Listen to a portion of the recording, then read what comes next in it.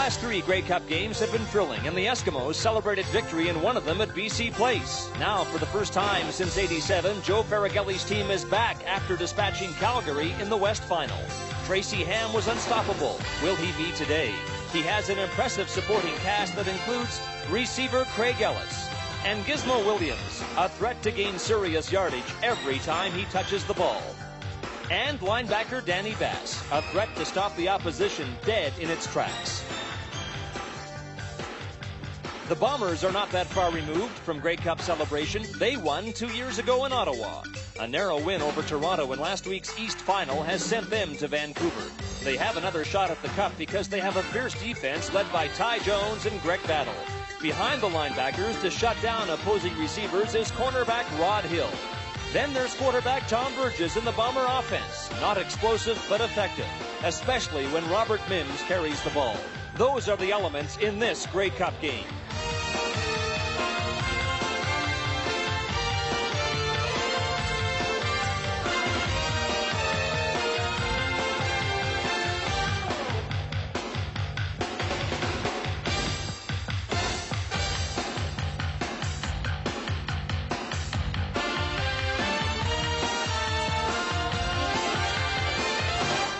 Hello, everybody, and welcome to Vancouver. There will be a full house at BC Place and millions more in our TV audience for the 78th Grey Cup game. The Edmonton Eskimos and the Winnipeg Blue Bombers are all set to play it.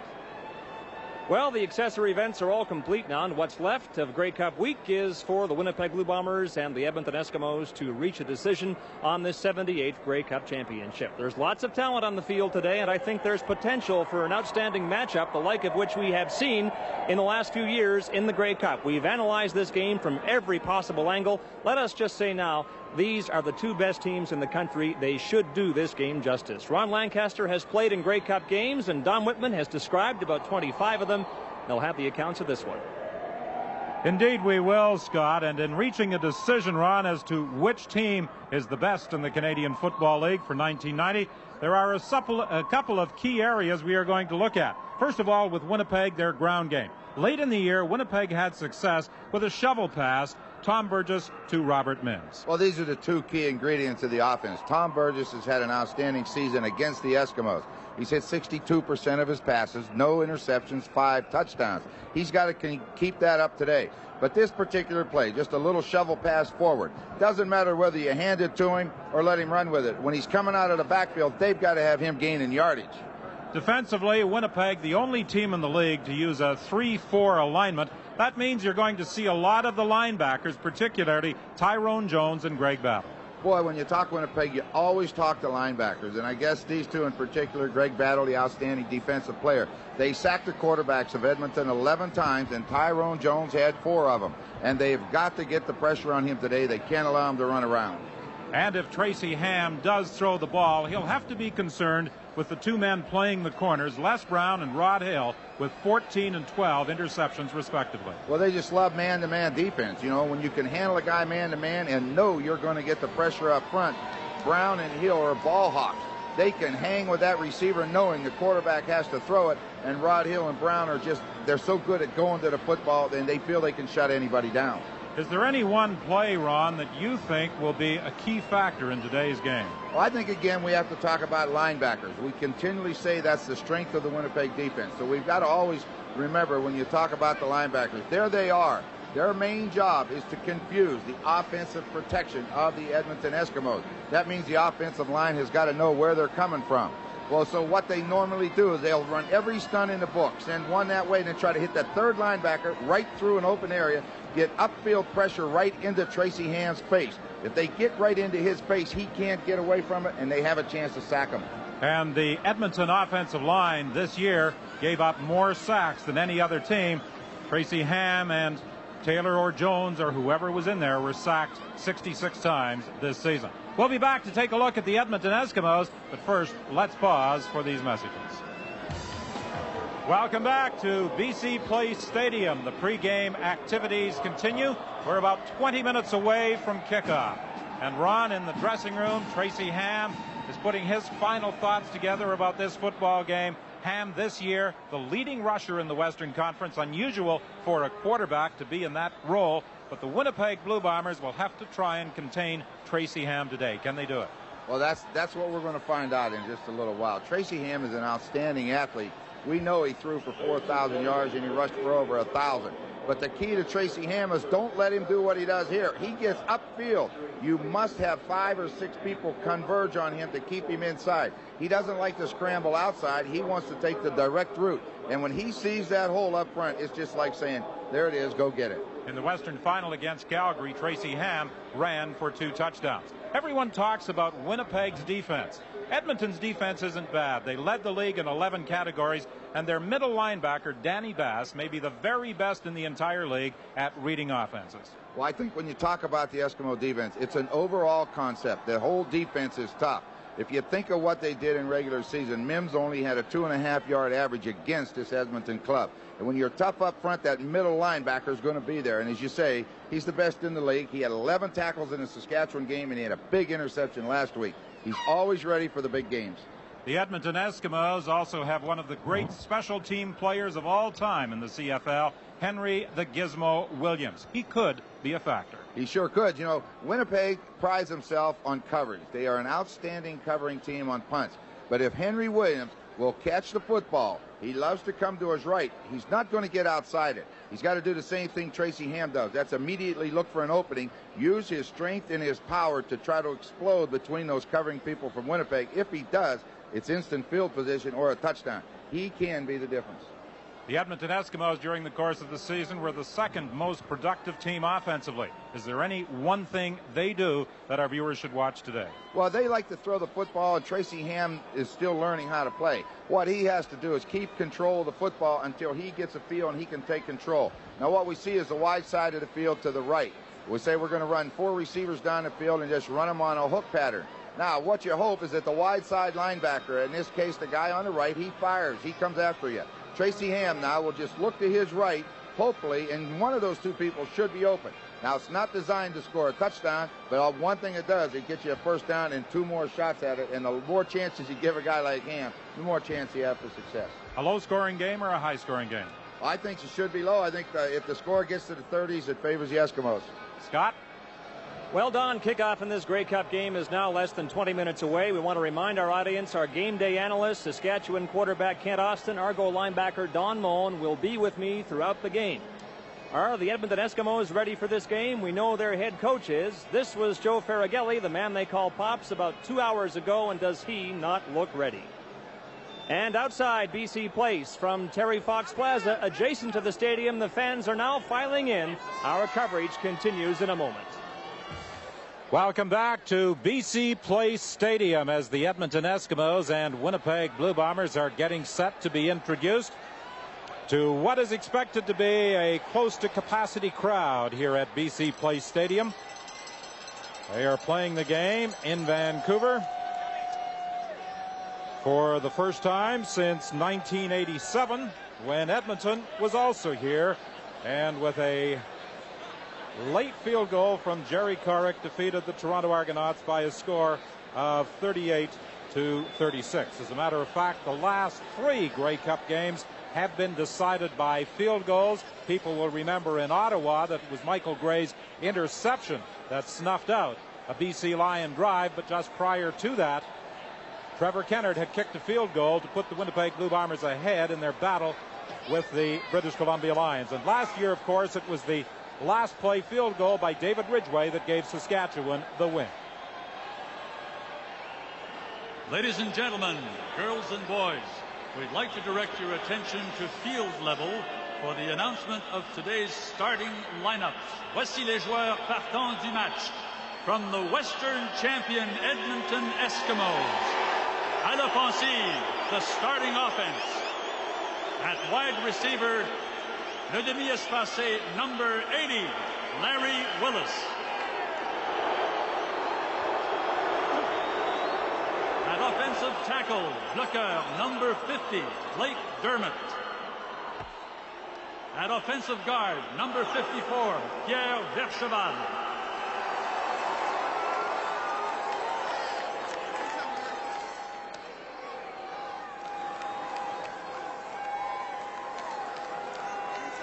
At center, number 67, Rod Connop.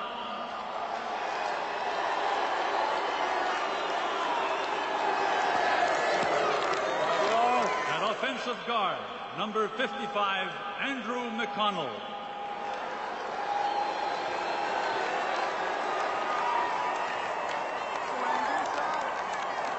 At wide receiver, demi-espacé, number 71, Keith Wright.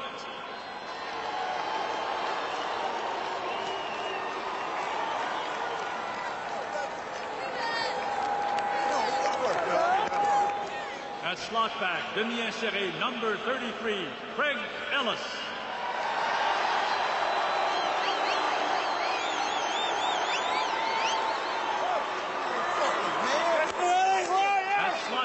Number 27, Marco Sinkar.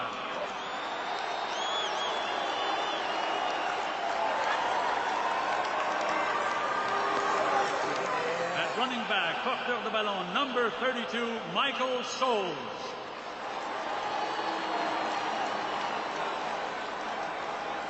At fullback, demi-arrière, number 22, Blake Marshall.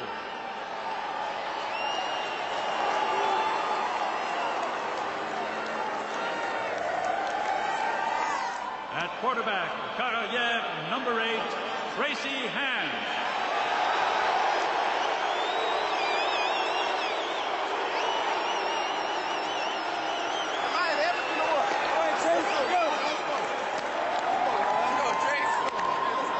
And the head coach, l'entraîneur-chef, Joe Faragalli, and the rest of the Edmonton Eskimos.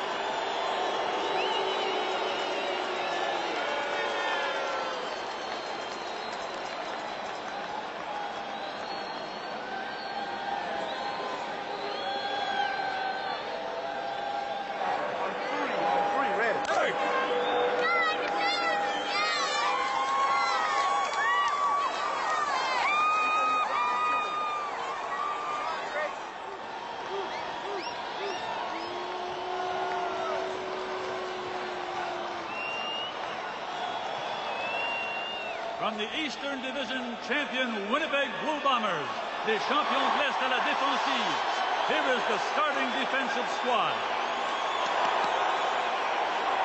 At left end, number 52, Mike Gray.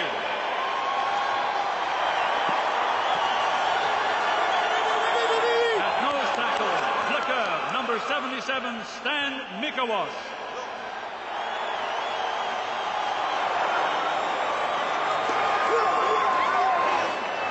At right end, number 43, Quincy Williams.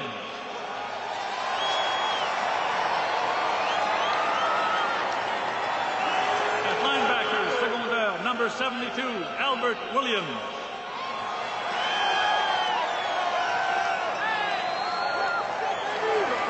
At linebacker, number 36, Paul Randolph.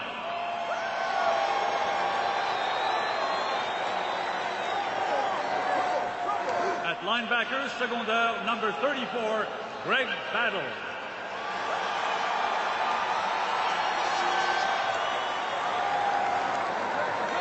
At linebacker, number 35, Tyrone Jones.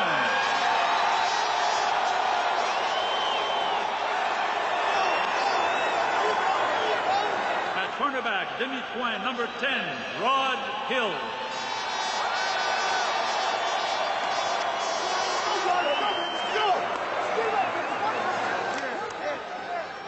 Cornerback number 15, Les Brown.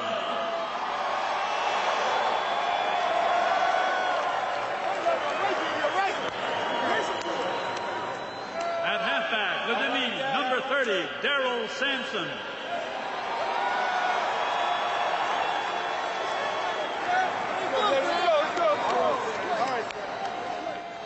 At halfback, number 24, Ken Haley.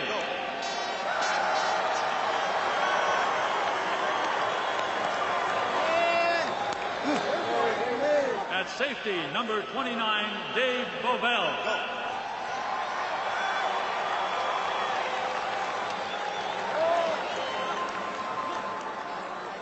And the head coach, l'entraîneur-chef, Mike Riley, and the rest of the Winnipeg Blue Bombers.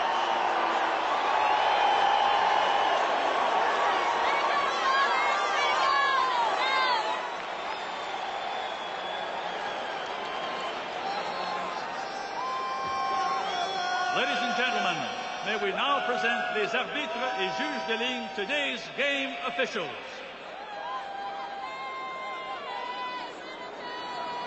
Your referee, Jake Ireland. The umpire, Ken Pickett. The head linesman, Ross Hutchinson. Line judge, Ed Dunn. The back judge, Turk Turtani. Field judge, Al McColeman. Our alternate referee, Dave Buell. And the alternate official, Jacques Descaries.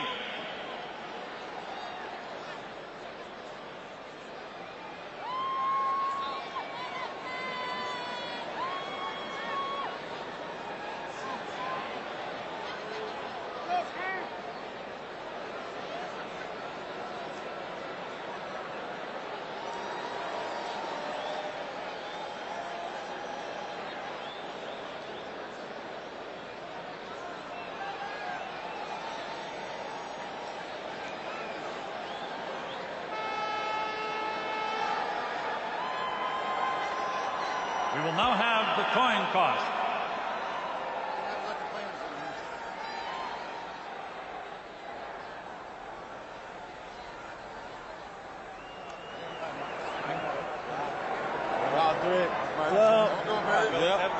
The mic's going to be open now. Okay, which one of the Edmonton captains is going to call it? Which one of you are going to call it? Captain Bass, call in the air. All right, forward, Texas. It is ahead. Winnipeg, you will defer to the second half. Edmonton takes the ball. Edmonton will receive.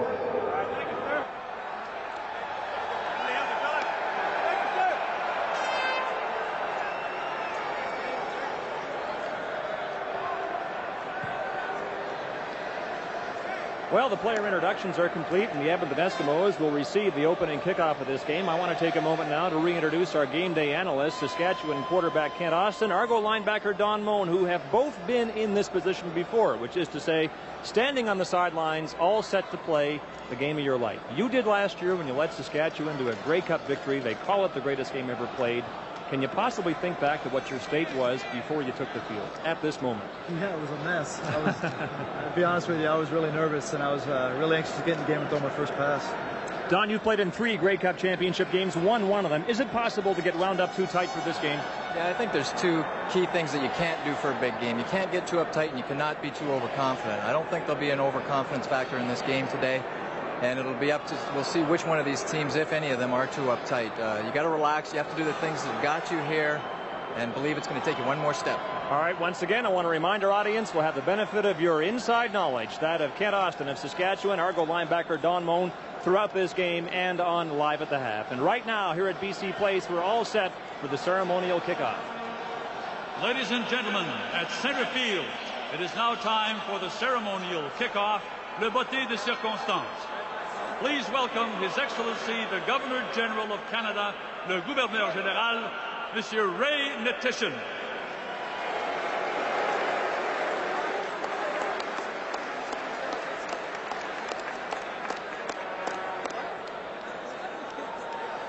The Governor General's guests, son invité, British Columbia Special Olympian Tanya Paris.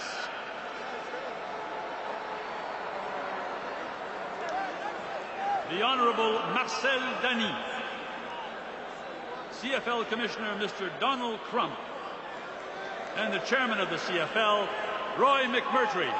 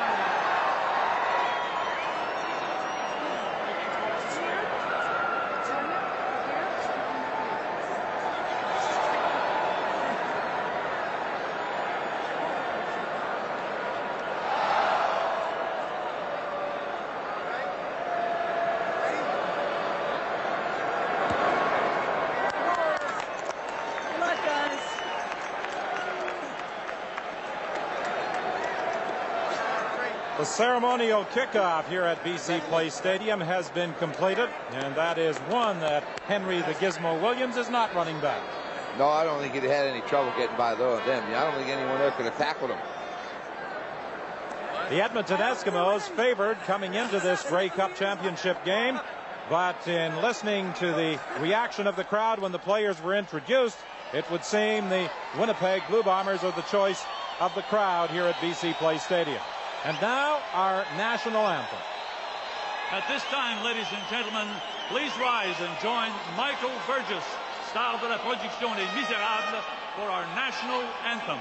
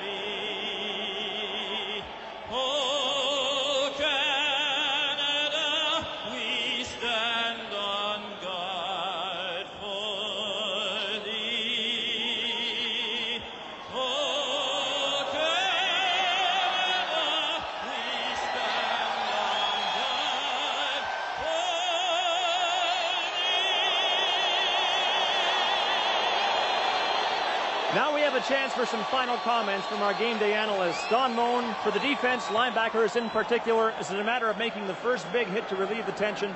Yeah, there's no question about that, Scott. One hit, the butterflies are gone, and let's play some football. Same thing for the quarterbacks, Kent. A few completions early, then you can play football. The first completion is important. You got to get the nervousness out of you. All right, we'll talk to you both on Live at the Half. We've taken care of all the business then. The game is next when we return to BC Place in Vancouver with more of the 1990 Grey Cup game. We are just about set to begin this 78th Grey Cup Championship. The Winnipeg Blue Bombers will be kicking off, and that task has been assigned to Trevor Kennard, a native of Edmonton, and a man who is a key figure in Winnipeg's two Grey Cup triumphs in the 80s, 1984 and 1988. Henry the Gizmo Williams and Todd Smith are back to receive the kickoff. They are standing at about the 15-yard line, and this 78th Grey Cup game is underway. It's kicked away from Williams, not surprisingly. It goes to Smith, and Smith is down at the 32-yard line. Matt Pierce was the first downfield to make the tackle. Well, you see right away, right out the start, the Bombers show you they can cover kicks. That is the strength of their specialty teams. You know, they don't have the giz, but they cover them. Well, Tracy Ham had an outstanding game last week. He did about all you could do. There's nothing left for Tracy Ham to do but hopefully carry it on today. Winnipeg will try and give Tracy Ham a lot of different looks. They like to rush a minimum of 5 people. They feel that's when they're most effective defensively. There's that 5-receiver set again. Ham throws complete up the middle to Marco Sincar. get a zone defense from the Bombers right away. They try to drop deep, and when Sincar makes that break to the corner, he's got to decide where he's going. He just sits it down right in the hole, and Ham found him. Mike Riley anticipated that the Eskimos would start this game with that 5-receiver set that was so successful last week in the Western Final against Calgary, and that's the way they began the game. That quick out pattern to Larry Willis, and that will be close to another first down. I believe it's going to be a yard short. He was tackled by Les Brown.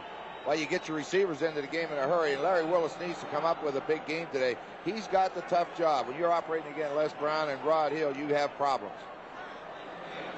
Joe Farragelli on 2nd and 1 switches to that short yardage offense, and he has to be pleased with the way the Eskimos have started. A 24-yard strike to Marco Sincar, and then a 9-yard pass to Larry Willis at 2nd and short. And Blake Marshall got to the line of scrimmage and not much further. Safety David Bavell came up very quickly as Marshall tried to get outside. 210 pounds, and he just sets in the middle of the field. When they decide where they're going with the football, he's going to try to get there as fast as he can. And to cut the legs out from under Marshall is tough to do. Watch him. He tries to bounce it outside to get running room, hopefully, but look at number 29. That's hard to do to a guy like Marshall at 230 pounds. They're about almost a saw-off. He is a very, very physical defensive back. There are many players in the CFL who have indicated that this rookie, David Bavell, playing the safety position for Winnipeg, will be a star in the future. He's already made his presence felt, and this is his first year in the Canadian Football League. Well, he hits like a linebacker. You know, he's a defensive back that sits in the middle, but hits like a linebacker. That's hard to get out of defensive back. The measurement revealed that Edmonton did have a first down. The ball is at the 45-yard line. Marshall driving straight ahead for a gain of about 4, maybe 5. He is a punishing runner. He will challenge defensive backs. If there's anything that Edmonton would like to do to get their running game going, is to take Blake Marshall and hit him straight ahead quick. If you try to run wide on the Bombers, the linebacker speed will get you. But if you can hit that defense and hit it really quick, you can spring a guy like Marshall into the secondary, and as you say, he'll look for somebody to run over. He led the league this year in scoring rushing touchdowns. Movement at the line of scrimmage. That draws a penalty flag, and the pass is complete. And this will be a first down. Larry Willis taken out of bounds at the 34-yard line by Darrell Sampson. They acquired Willis from BC. They felt they needed more speed at their wideout position, and he provides that. Offside. Winnipeg number 52. Decline. The key right here is Tracy Ham is going to mix that count up. He's going to change it. Reason for it, the Bombers try to hit that everything on the run. Get that defense to learn that snap count and hit it on the run. If he changes the snap count, he'll get them jumping around, and he got him early. Mike Gray was the man who jumped that time. Again, that 5-receiver set. Flags go down as there was movement at the line of scrimmage. Tracy Ham, one thing he has done well is learned, as you said, to manipulate that count. That time there was some problem at the line of scrimmage as the Eskimos were in that 5-receiver set again. That's a key thing for a quarterback to learn. You get into a habit of going on the same Edmonton number 8.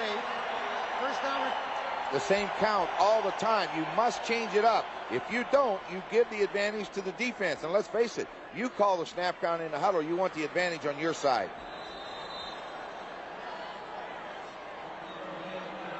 That takes the ball back to the 39-yard line. It will be 1st and 15.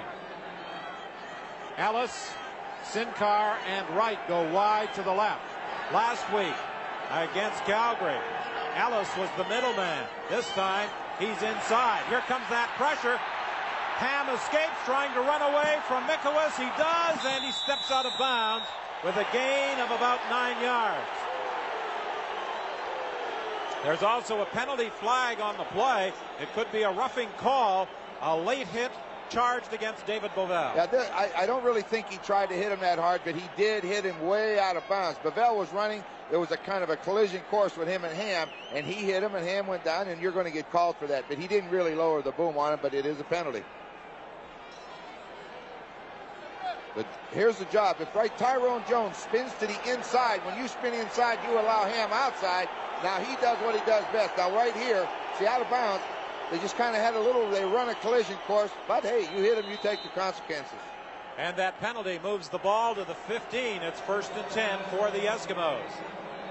11:30 is the time remaining in this opening quarter. The Eskimos have one of the best records at scoring from inside the 25-yard line. Again, movement at the line of scrimmage, and there are penalty flags as the Eskimos were not able to get the play away. Is it another procedure call against the Eskimos? That's the signal we get from the Winnipeg players. Let's see what Jake Ireland says. Edmonton number 55. First down. Yeah, Don, we talk about changing the count. Teams do get in a habit, whether you like to admit it or not. You will get in a habit of going on the same count a lot. And when you get into a game like this where you have to change the count, the linemen have to listen. They got to be very, very careful of the snap count. Ball comes back to the 20-yard line. 1st and 15. Hands pass is intercepted. Greg Battle had dropped back near the goal line, and Greg Battle is taking off, loses control of the football, but it goes out of bounds. Who was the last to touch it? The Winnipeg Blue Bombers take over on the Greg Battle interception. A 56-yard interception returned by Greg Battle. That's the second longest in Grey Cup history. Only Vern Perry's 74-yarder in 1977 for Montreal is better. Well, we talk about the linebackers of the Bombers. They're going to be lined up all over the place. Number 34, Greg Battle, dropped all the way from his normal linebacker position. He went back and played the free safety position. Now, that lulls a quarterback into a false sense of security. You're used to seeing number 29, Bovell, in there, and they take him out. You immediately think you can throw to the post. You throw it in there, and there's a linebacker 15 yards downfield. That's just excellent defense. And really, the only reason you can do stuff like that is because of the athletic ability of a Greg Battle. So the Battle interception snuffs out an impressive Eskimo drive, and now Tom Burgess takes over. Burgess steps up and dives forward to the 40-yard line. Not noted for his scrambling ability, he destroyed the Toronto Argonauts in the Eastern Final with that late run that set up the Trevor Kennard field goal on the final play. Yeah, he only averaged 3.7 yards a carry this year. Burgess throws the ball a lot better than he runs it. But if they're going to drop the defense deep and they're going to get upfield on him, he will have to run. They get a heck of a pass rush themselves out of only 4 people, and they don't worry about Burgess's running. 2nd and 7 from the 40-yard line. Burgess throwing the screen pass, and this is going to produce a big gain for Warren Hudson down to the Edmonton 17-yard line. Tackled there by Keith Gooch. You know, Mike Riley's telling us they're concerned about the Eskimo pass rush. They will change their pass protection all the time so that those linemen, big linemen, this time they sprint out. All they do is sprint, get them upfield, and then dump the screen underneath the Hudson. They get Lyle Bauer, Steve Rowe, the Huskers, they're all in front of them. Well, the reason you do that, you sprint out, you drop back, you quick step, and then you throw screens. You have to keep that Edmonton defense off balance. They get a tremendous rush, especially out of Williams and Walker. Earlier you heard a former teammate, Don Moen, say that Warren Hudson could be a factor in today's game. He's having his best season ever. That pass is complete over the middle to Perry Tuttle. Some are wondering if this might be the final CFL game for the 31-year-old slot back. He hasn't indicated whether he is going to call it quits at the conclusion of this season or come back for another year, but that pass is close to a first down. Well, we talk about the slot backs. The thing with Perry Tuttle is he can go deep. He averages 20 yards every time he catches a football. So when he comes off field flying, they have to give ground, and if he'll stop and turn around, he will be open a lot of times. If they don't get anybody underneath it, Tuttle will catch a lot of balls. 2nd and short for the Winnipeg Blue Bombers. Interestingly enough, in the 2 games Winnipeg played against Edmonton this year and won both, running back Robert Mims had his least productive days. Well, I think that's a tribute to the Eskimo defense. They're very, very tough. Tom Burgess keeps diving straight ahead. He'll have the first down very close to the 5-yard line. They'll probably spot it between the 5 and the 6. You know, if you think back to the beginning of the season, everybody was talking about the Eskimos were the best team in the CFL offensively and defensively. But when they went into that tailspin and lost some ball games, that means you're giving up points, and the Eskimo defense kind of lost some of its glitter. But as you mentioned earlier, Don, they still lead the league in about 11 categories. First and goal, Winnipeg. They are between the 5 and the 6 of the Edmonton Eskimos. Burgess looking for Robert Mims, and he was well covered. Leroy Blue was pressuring quarterback Tom Burgess, and he tried to flip that ball to Robert Mims. That's one thing Winnipeg does do offensively, is use the two backs, Mims and Hudson, in their passing attack. Oh, they have to use them. And the reason for it is that he plays ball control. So we talk about these two guys. House is going to go on Jackson. They'll knock each other around all day. But the person you needed to see there was Mims. Second and goal. Burgess looking, having problems, throws that ball up, and it's intercepted in the end zone. Brett Williams, no, he did not control it. As he came down, he lost control.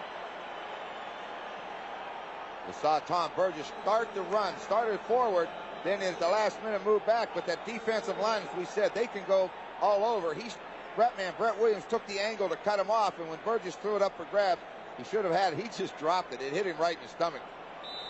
That's one pass Tom Burgess realizes he should not have thrown. Well, here you can see he's tripping and falling at the same time. And there's Brett Williams taking the cutoff angle, but the ball went right through his hands, so it's going to give Kennard a chance to get 3 points. This will be a field goal attempt of 13 yards for Trevor Kennard. It is good. So the Winnipeg Blue Bombers are first on the board with 7:49 remaining in this 1990 Grey Cup game at BC Place Stadium. The Bombers are ready for the Eskimos' 5-pack of receivers. Their strategy is to have safety Dave Bavell go one-on-one with Marco Sinkar, and linebacker Greg Battle drops back into the safety position. Because of Greg Battle's turnover, the Bombers are on the board first. Let's go to Steve. Scott, I just talked to Craig Ellis as he went into the game. He said the Winnipeg defense were in man coverage. That's good for him. He's going to have a big day, says Craig Ellis. Don? Well, Steve, when the Winnipeg Blue Bombers score first, they have a record of 7-1. So it's a good sign for Winnipeg that they are leading by a 3-0 score after that Trevor Kennard field goal. The toss to Michael Souls. He cuts back inside, and Michael Souls battles his way to the 44, where he's tackled by Greg Battle. Well, talk about that 5-pack, Don. What has to happen? Like, the Eskimos have changed their set from last week. Craig Ellis is the inside receiver now. They've moved Marco Sinkar outside. I'm interested to see if Greg Battle will go all the way out on Sinkar. If he does, he's going to be a long way from the play. That's going to be an interesting thing to watch after listening to Scott. 7:15 the time remaining in this opening quarter. 3-0 Winnipeg leading. 2nd and 2 for the Eskimos. Blake Marshall hit right at the line of scrimmage, loses the football. Winnipeg claim they've got it.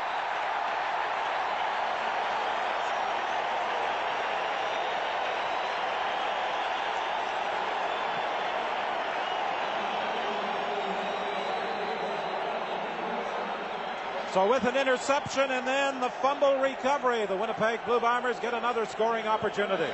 Well, watch Leon Hatsunawa, number 44. He was the first one. It looked like his right arm got in to knock the ball free. You can see Greg Battle coming on his angle of attack where he's supposed to fill the hole. But another turnover, and now they're in great field position again. Darrell Sampson pouncing on that loose ball at the 45. 1st and 10 Winnipeg. First carry of the ball game for Robert Mims. Big hole. And Robert Mims is down to the 25-yard line, stopped there by safety David Shelton. Well, what they do on it is when they get that formation set to the right, Mims sits a little bit deeper in the backfield. And instead of pulling the onside guard, Nick Benjamin, they wall it off. See, number 64 is the backside guard. Bob Molly comes all the way around, and you get a solid wall on the right side from Chris Walby, Laubauer, and Nick Benjamin. And then Bob Molly leads it through the hole, and Mims picks up a lot of yardage. 20 yards for Robert Mims, the leading rusher in the Canadian Football League this year. Again, Mims, this time he stopped right at the line of scrimmage. It's interesting this year that in 8 of the games Winnipeg played, their longest play from scrimmage was 20 yards or less. Well, that's when you talk about ball control. That's the offense that the Bombers have adopted. The reason they play that ball control offense is because of the strength of the defense. The defense turns it over, gets some good field position. They can be a very patient football club. 2nd and 10 Winnipeg. The ball at the 25. Burgess looking to throw. He has time over the middle to Robert Mims for a first down at the 10. While we talk about Burgess is a very accurate quarterback. He will find the open man if he's given time. He was just about out of time on that particular play, and then all of a sudden he will find Robert Mims. Watch, Mims checks up. The blocking responsibility's gone. Danny Bass has him man-to-man, and just bang, Bass has his back turned to him, and Burgess just zips it in there in a hurry. First and 10 Winnipeg from just outside the 10-yard line.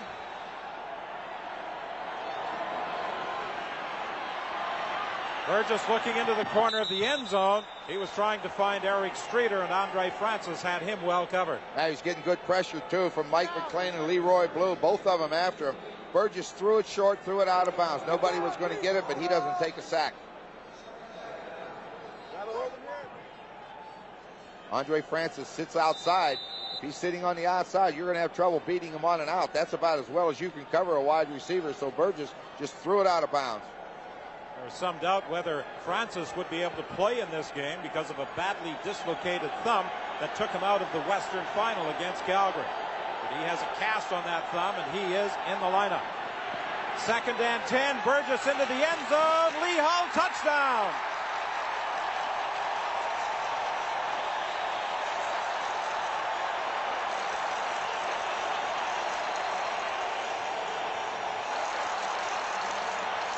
Well, we talk all year long about Tom Burgess. Loves it when you play him in man-to-man coverage. And Keith Gooch is locked up on Lee Hull, and Burgess gets time. Here he comes, inside out. Get by him. Just throw the ball deep. He took his eyes off the ball, turned around to locate it, and Hull just ran away from him. And right in the corner of the end zone, Burgess dropped it right into Hull's arms. And the point after by Trevor Kennard gives the Winnipeg Blue Bombers a 10-0 lead with 4:22 remaining in the opening quarter. We'll be back with the Winnipeg kickoff after this.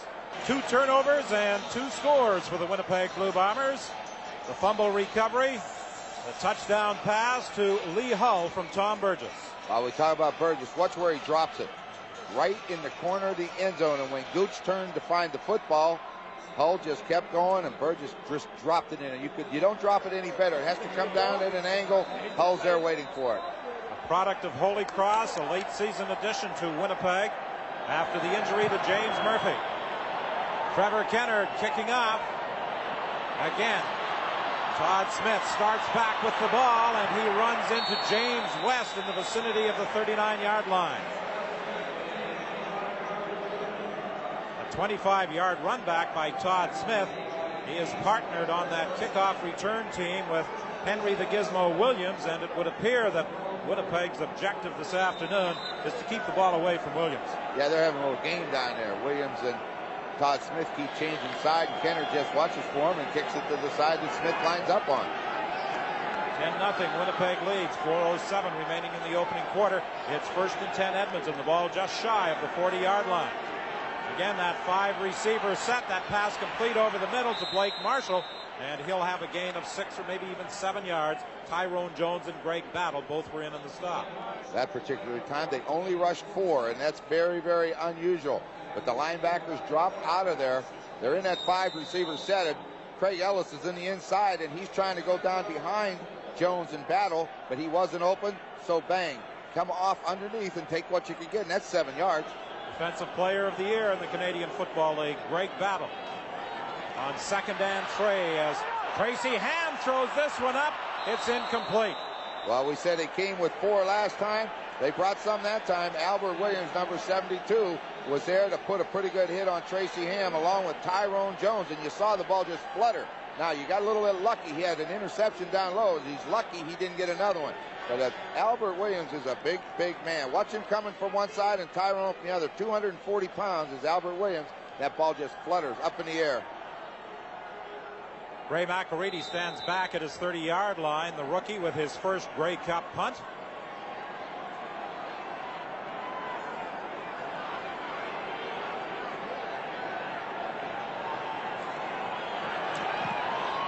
And an excellent kick. Winey takes it at the 23. And Winey dives forward to the 33-yard line. Stopped there by Pierre Verchevel. Kick and punt returns are not one of Winnipeg's specialties. No, it hasn't, but when we were talking to Mike Riley, we said, you've gotten better, and he started laughing. He says, we have. But, early in the year, they were just lucky to catch it. Now, Streeter had a good game returning kicks for them last week. They're not in the Gizzards class, and they've got to be careful. Keep kicking it away from it. 1st and 10, Winnipeg. The Bombers are at their own 33-yard line. Their 2 previous offensive series started on the Edmonton side at midfield. Robert Mims fights his way out to the 41-yard line with 2:39 remaining in the opening quarter. That's still a pretty good job of blocking over there. Warren Hudson's always going to be the lead blocker for Robert Mims. He has to kick out on the end man on the line of scrimmage, and in that case, it's Leroy Blue. And then Bob Molly's got to try to lead Mims up through.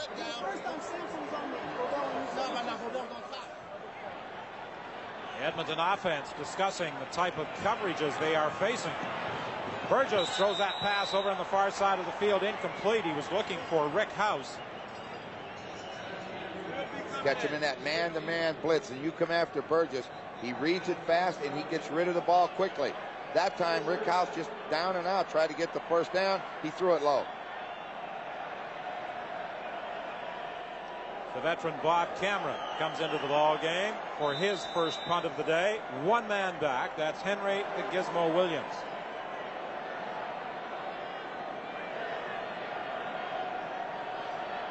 Cameron will be attempting to kick the ball so that Williams doesn't have a great deal of field with which to work.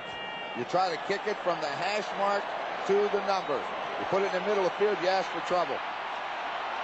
First man downfield was James West. He forced Williams to turn back inside, and Ken Haley was there to make the tackle. The first man should always make him do something. Make him hesitate, turn in. As long as you make him turn in, you're going to get help. Don't let him outside of you, and Haley's done a good job on special teams all year. He doesn't miss too many tackles. Williams was limited to a 9-yard run back after a 52-yard kick by Bob Cameron. 1:45 the time remaining in the opening quarter. Winnipeg in front by a score of 10-0. Again, that 5-receiver set. Movement at the line of scrimmage. Draw play with Blake Marshall. Marshall is stopped for no gain, but this is almost certainly an offside call against the Blue Bombers. I would think so. I didn't see anybody else move but the Winnipeg defensive lineman. I'm kind of watching to see how they're going to handle this 5-receiver set. They talked about moving Greg Battle out. This time they moved 72 Albert Williams out. Jim Mills, the lineman of the year in the Canadian Football League. Earning that honor, beating out Chris Walby of the Winnipeg Blue Bombers for the award. 1st and 5, Edmonton. Blake Marshall powers his way out close to the 35-yard line. He'll be about a yard short, it would appear, of a first down.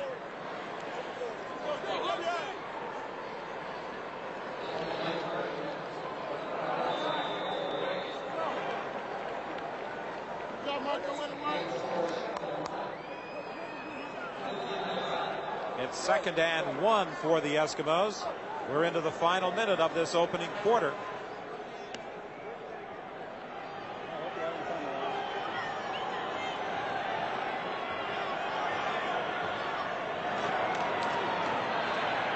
And Marshall gets the first down out to the 39-yard line. That's what Marshall has to do. He can't try to be fancy and stop and go. He's not built that way. He's just 230 pounds, and when he runs straight ahead, he's a load. Anything gets in his way, he's going to shove him back a yard. They have an interesting situation with their Canadian running backs. They call their own substitution. They've got Chris Johnstone, Michael Souls, Blake Marshall, and Brian Walling. Here's the pressure from Tyrone Jones, and he's got Tracy Ham for a loss back at the 28. We talk about the 5 receivers of Edmonton. When they go to the zone defense, it looks like they have a linebacker out on Ellis. But this time they don't. They put Daryl Sampson on. That could be a key later. They bring the linebackers. You can see right here, number 54, Vercheval, has a hard time, cannot even slow him down. And Tyrone Jones, you can't let a guy 250 pounds that can run like he can come free. He had 11 sacks during the regular season. Again, all sorts of movement at the line of scrimmage. This time, I think it may be a procedure call against the Eskimos. It appeared as though Trevor Bowles moved out of his stance prior to the ball being snapped. He sure moved in a hurry, and once he moved, that allows Winnipeg to take off. This one will come back.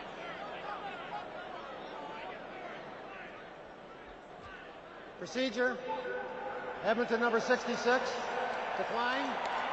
Third down. That is also the final play of the opening quarter. The Winnipeg Blue Bombers decline the procedure call against Trevor Bowles. They lead 10-0.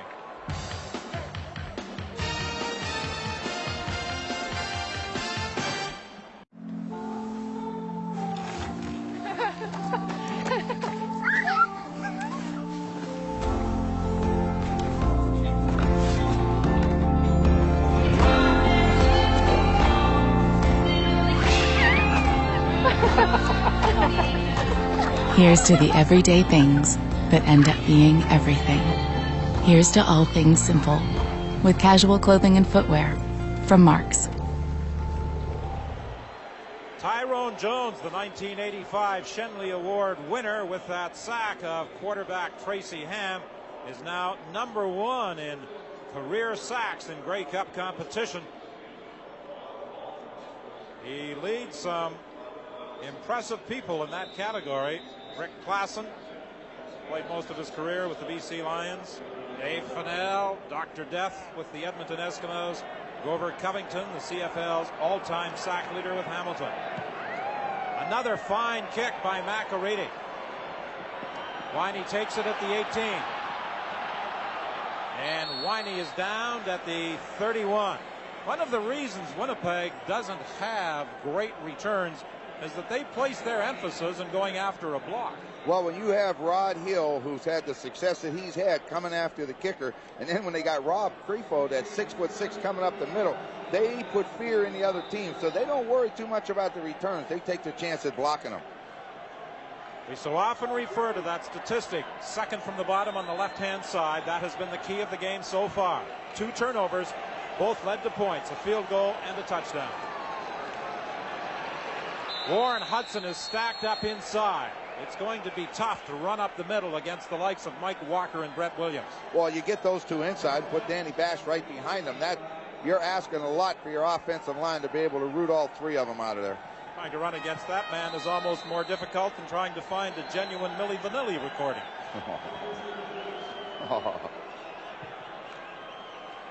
Mike Walker, who came over to the Edmonton Eskimos from the Hamilton Tiger Cats, often double teamed in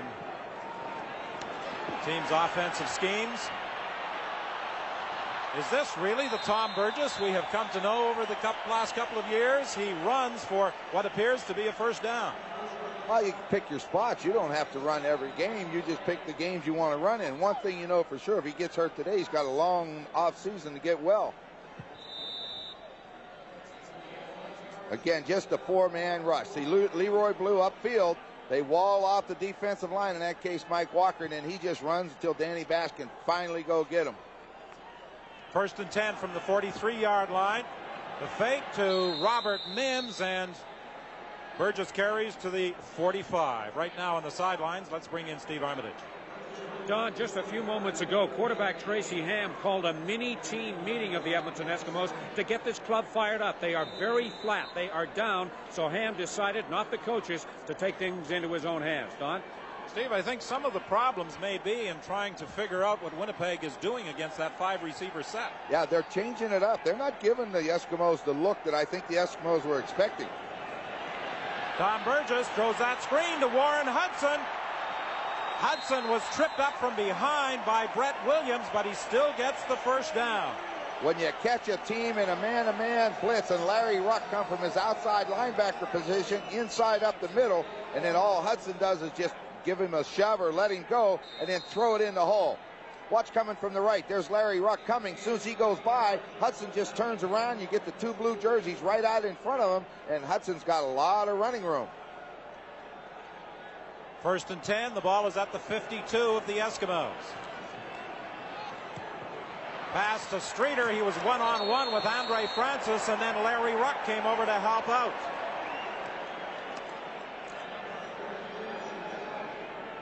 That's the reason on a stop pattern like that, Don, you always try to turn the receiver back to the inside because you will get some help. All right, he stopped.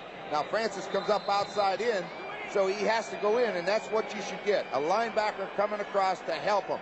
Ruck with a 20-yard run just drops him. You're not big enough to mess with Larry Ruck. A graduate of the Saskatoon Hilltop Junior program. It's second and about 6.5. Mims on the draw play. He loses the football. Mark Mathis has it. Mathis still on his feet. He's running a long way, and he's back at the point where he originally scooped up that loose ball, but it's a big turnover as the Edmonton Eskimos will take over with 11:08 remaining in the half. During the week, so many people have been talking and writing about Winnipeg's defensive play, forgetting that the Eskimos have a pretty solid defensive team of their own. The ball is stripped from Robert Mims on that hit from the backside by Mike McLean, and Mark Mathis, the smallest man in the secondary, 5'9", 165 pounds, picks it up. Yeah, the bad thing, he should have just fell down. He brings it all the way back over. I think he's trying to return it, to where it was. He only's 5 yards away from where he picked it up. That's his net gain on the return. 1st and 10 Edmonton from their own 44-yard line. That quick pass to Marco Sinkar, who takes a hit from Dave Bovell. This game's going to be a very, very physical game. But here's what we finally going to look at, Don. We talk about that 5-pack of the Eskimos. They set the receivers up. The man inside is Craig Ellis. Now, last week he was out in the middle where Marco Sinkar is. They have made the switch for a reason. If Winnipeg is going to blitz a man-to-man, then Dave Bovell has to cover him, and that's what they're hoping. That's the matchup that they're looking for, and it looks like, wow, they're not going to get that matchup regardless. Pressure from Randolph. Ham gets away, now being pursued by Williams, but gets the first down. Brought down by Darrell Sampson. It looked as though Randolph had him for a big loss. While we talk about athletic ability, Tracy Ham showed all the athletic ability in the world. He is almost down, but watch him bounce away from the shots. Albert Williams, 72, comes from the outside along with Paul Randolph. But look at that. He just pulls away, and up here he can see the 1st and 10 marker, and he is trying to get to it. Lowers the head right here. It's going to be first down for the Eskimos. 1,096 rushing yards this season for Tracy Ham.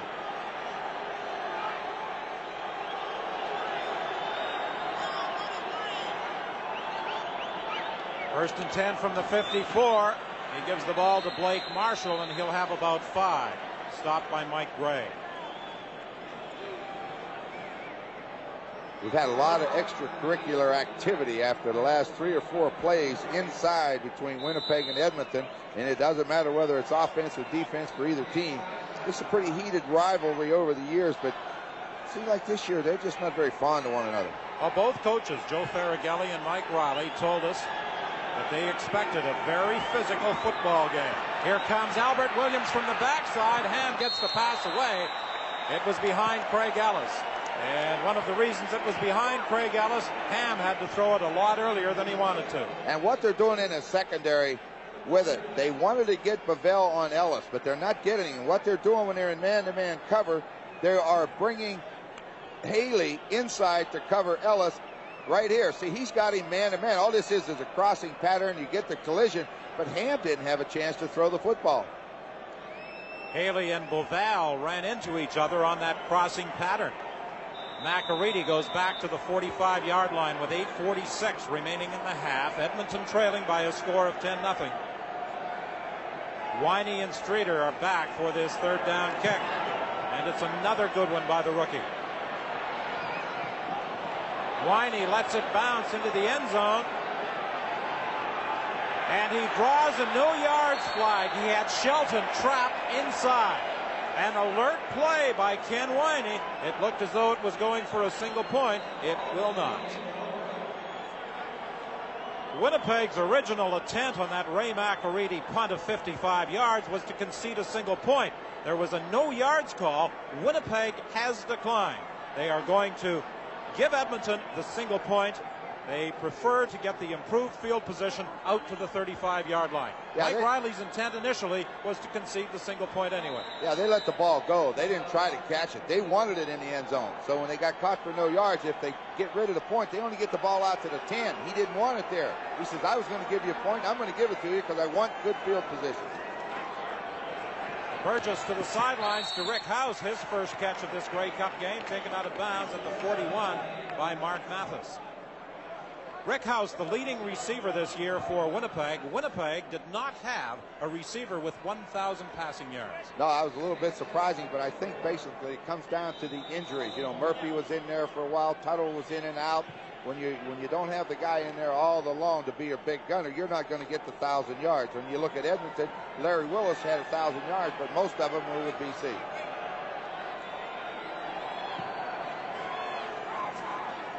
Second down pass to Rick House. He had to get up to the 45-yard line for a first down. He was bounced out of bounds by Andre Francis. At that Winnipeg bench, they are complaining about the spot they're getting from line judge Ed Dunn. It would appear they are going to be just a little shy of the first down. Now, I think it's in position where they will go after it. I think it'll be about 2 inches short. The ball has to get onto the line. Some part of it. I couldn't see just where before they moved the sticks, but it's going to be just a touch short. A little more than 2 inches, but it is 3rd and inches. Scott? Well, Don, here at the Bomber bench, they're concerned about a couple of minor injuries. Dave Lavelle, the safety, has tweaked his left knee. He's got ice on it right now, will be held out from specialty teams, will play defense. Starting center Lyle Bauer has strained a ligament in his right knee, but he's going to try and play with it. Nick Benjamin may be moving into the center position if Lyle Bauer is having some problems. Now Lyle Bauer is moving up over the ball. On 3rd down, they drive straight ahead, and they get the first down. They had to be beyond the 45-yard line, and they have succeeded. You notice how they came out of the huddle in a hurry. They got up there to the ball and got down. Get all the weight forward on your hands, because all you want is that initial impact off the line of scrimmage to allow Burgess to fall across that line. He got almost a yard and a half. So very hard to stop them when they get down behind those shoulder pads. Mike Riley had some very complimentary things to say today about Tom Burgess. He said he has learned to play our offense according to what we do on special teams and defense. Long throw for Perry Tuttle, incomplete. It's not often he'll go downtown. No, but the thing that we know Tom Burgess will do, if you give him the man-to-man coverage with the blitz, and he will read it as quickly as he does. He knew he had the guy he wanted. The guy he wants is Tuttle, the slot back, one-on-one on Mark Mathis in a straight sprint to the goal line. Rather than take the chance and wait, he just throws it up high and hopes that Tuttle can run and get it. That time he couldn't. Gary Durchik doing some work at the Edmonton bench. He's the offensive line coach. And he obviously is explaining what those offensive linemen have to do in order to try and pick up those blitzing Winnipeg linebackers. Yeah, they're getting a lot of heat. What he's got to do is reassure them that what they talked about all week is still good and that they are doing that. They just got to execute a little better. 2nd and 10 from the 46. Burgess again going deep, and this is way over the head of Eric Streeter. He was bumped by Andre Francis as he tried to come off the line of scrimmage. He had no chance. Francis had him covered like a blanket. He could not get a step on him either way. Francis took the good line on him, and when he come off, he gave him the initial bump, and then he just ran with him, but he was in complete control. 6:27 is the time remaining in the half. The Winnipeg Blue Bombers leading by a score of 10-1. Saw that big cast on the right hand of Andre Francis. That's protecting the dislocated thumb. The injury suffered last week against the Calgary Stampeders. Cameron stands at his own 31-yard line. That ball way over his head. However, Cameron will get time to get the kick away. And it takes a good Winnipeg bounce. Sheldon picks it up at the 38 and is bounced out of bounds at the 40. Winnipeg was fortunate there. 6:03 is the time left in the half. Prior to kickoff today, CFL Commissioner Donald Crump made a special presentation to honor members of the armed forces currently in the Persian Gulf and those who are heading there soon. Commander Oakley, on behalf of the Canadian Football League, I'd like to dedicate today's game in honor of the forces serving in the Persian Gulf. And would you please accept this ball in remembrance of that? Thank you very much, Mr. Crump, and I'm pleased to accept it, and thank you very much from Admiral Cairns, the ship's companies of Restoration Huron, and indeed all the armed forces personnel here today. And we sincerely hope that all those difficulties in the Persian Gulf are resolved soon. Eskimos have gone away from their 5 receiver set. Now they're going to come back and try to play the normal style of ball they played most of the year. 1st and 10 from the 40-yard line, and Blake Marshall gets a pretty good hole for a gain of about 9 yards.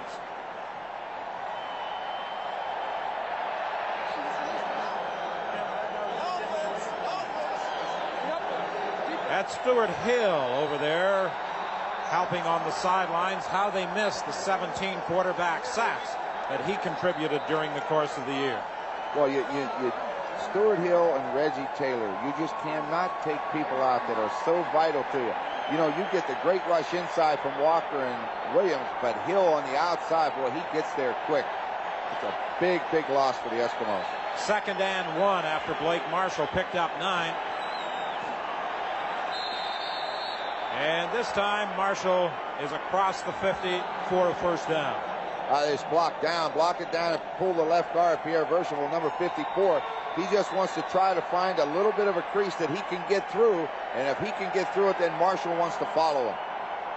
Got good size along that offensive line. Blake Dermott 270, Pierre Vercheval 275, Rod Conop 265, Andrew McConnell 295, and Trevor Bowles 280. Big offensive line. They gave up a lot of sacks this year, but I think a lot of that was still in the growing process of like a quarterback like Tracy Ham. You know, he's still learning, but at the last couple of games, if they know this, if they keep him off of him, he'll get the job done. Big task today against the Bombers. 4:59 remaining in the half. It's a 10-1 game. Winnipeg leading. 3 receivers wide right this time. Marshall and Walling in the backfield. Tracy Ham is being pursued by Stan Mikowicz. He gets away with a nice move as he cuts back inside. And then a fine tackle by Ken Haley. He cut down Tracy Ham at the midfield stripe. Just by the alignment, Don, you could tell this was going to be a zone defense. Bavell was lined up very, very deep. And then all they do is just drop those linebackers back. Now, when Tracy starts running, there is not one Eskimo receiver on this side of the field. Gray can't get him, and as he starts back, he needed to beat this guy right here. If he beats him, he's going to make yards because he's got some blockers. But we said before, Haley's an outstanding special teams player. He's used to tackling in open field. 2nd and 6 over the middle to Walling. Brought down by Bavell, but not before Walling picks up a first down at the 45-yard line. One of the reasons Edmonton went to that 5 receiver set last week against Calgary was that Brian Walling was injured the week before against Saskatchewan. So Joe Farragelli made that decision, put in that type of game plan against the Stampeders. He experimented with it early in this game and now has reverted to the more conventional offensive set. Well, I think he has to be concerned with the protection. I think that's got to be number 1 on the list right now. The toss to Walling, and Walling is caught for a loss by Greg Battle. Well, we said early you will not be able to get outside of the Bomber defense very easily. They have the tremendous speed at linebacker, and when they try to go outside, Battle's out there waiting on him. He has no chance to get outside. Look, Battles reads it. He sees it. Now get up on the line of scrimmage, dodges the block, and he's there to make the tackle. He got there before the blocker, so that shows you the speed that he has. And plays such as that, one of the reasons that Greg Battle was chosen Defensive Player of the Year in the CFL. 3:04 remains in the half. 10-1, the Blue Bombers lead the Eskimos with 3:04 remaining in the first half in this 78th Grey Cup Championship at BC Place Stadium. Battle dropping Walling for a loss of 1. It's 2nd and 11 Edmonton from the 46-yard line.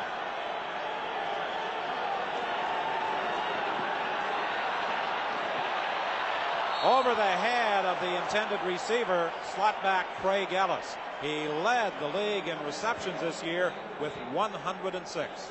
Tracy Ham that time got back in the pocket, but the pressure, he's getting so much pressure in him, he can't set those feet and run. What you want to watch for is watch him. He can't get set. His feet are continually moving. Watch him. See, they're going, and he throws off balance, and as a result, he throws it too far out in front. If he could get the feet set and step forward and throw, boy, he had Ellis wide open, but he wasn't able to, and that's that pressure from those Winnipeg linebackers. Impressive punting so far by the University of Western Ontario product Ray McArady. And it would appear that the Eskimos are a man short on their punt team, and as a result, they're going to take a delay of game for that extra man to get out there. And there's the whistle. Joe Farragelli is asking at the bench, what happened? Yeah, you saw him turn around and look right away to the bench. Who is supposed to be out there that isn't? Still third down. So that takes the ball back to the Edmonton 54-yard line. It is still third down. And that's the time remaining in the half. 2 minutes, 49 seconds. Winnipeg in front by a score of 10-1.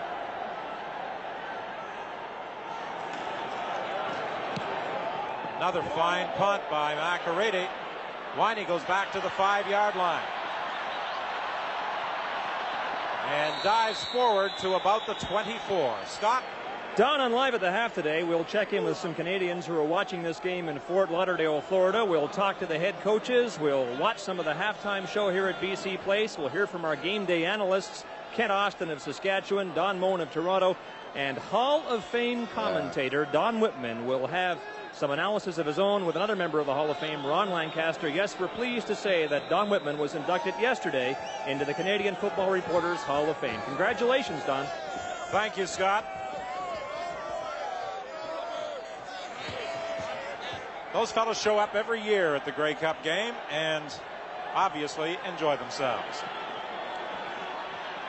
Robert Mims was caught by Michel Bourgeau. He wasn't going anywhere. And that is typical of the way these teams have played this year. Edmonton shutting down Winnipeg's ground game. Yeah, this is what you expect. This is what I expected coming into the game. They would try to run Mims inside, but let's watch it. Here goes Molly again trying to get up through. But look at this. Michel Bourgeau from the backside. When they pulled Bob Molly, he came right down the line of scrimmage and just took him right into the ball carrier. 2nd and 13 after that loss of 3. This is deep for Winey. He makes the catch. And they're ruling it's a good one up at the 54-yard line. Mike McLean was protesting that Winey was out of bounds, but he managed to keep those feet inside the white stripe for a gain of 33. This is what they refer to as an out and go or a wheel pattern by the inside receiver. They ran Streeter off, but coming from the outside is Winey. He turns upfield. Mark Mathis chases him. He's got 1 foot inbounds when he catches it. Legal play. Referee was right on it. And Mike Riley was right there as well to offer his opinion, which of course was not required and would not have been listened to anyway. Robert Mims to the 49 of the Eskimos, stopped there by Brett Williams. A pickup of about 6 yards. It will be 2nd and 4 Winnipeg with 2:07 remaining in the first half. Mims led the CFL this year, 285 carries, 1,341 yards. He was the only tailback in the entire league to play all 18 games. That's pretty difficult to do. That's quite a feat for him. 18 games is a lot of beating for a guy that they know is going to carry the ball 20, 25 times a game. 2nd and 4. Burgess is looking to throw, but he is prevented from doing so by Leroy Blue. One of the adjustments the Eskimos had to make when Stuart Hill was lost for the year with an injury is move Leroy Blue to a rush end position. He was just beginning to develop as a strong defensive end rather than that rush end spot. Well, he's had the tough job, but he knows one thing. He's a linebacker originally, and he's got great speed. And all you saw there was him lay out and get the arms around Burgess to bring him down. But he has really come a long way especially if you're playing 3 different positions in 1 year.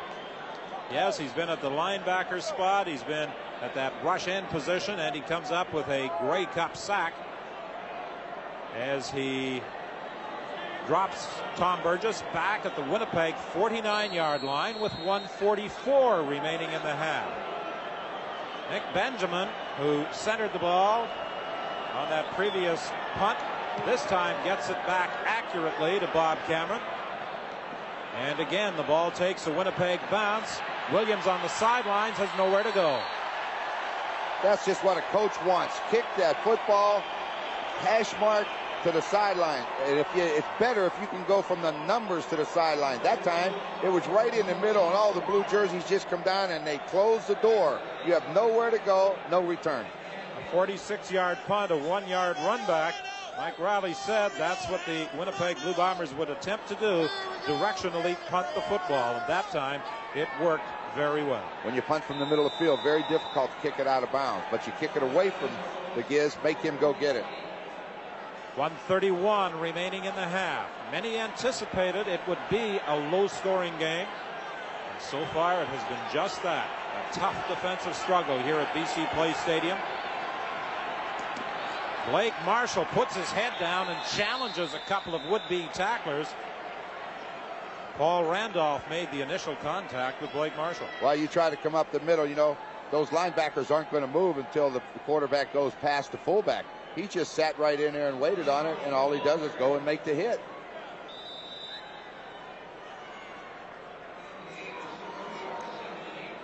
A pickup of 2. It will be 2nd and 8. 1:16 left in the half. The Eskimos came into this Grey Cup game as the favored team. One of the reasons is the receiving skills of Craig Ellis, who has a first down up to the 38-yard line. Stopped by David Bovell. He finally got the man-to-man coverage that he wanted, and he got enough time to throw the football. Craig Ellis just went down the field and broke across the middle with Ken Haley chasing him. All right, watch him. Give him the move. Take the hit. Now you're going to go upfield, and he'll break away from him right here.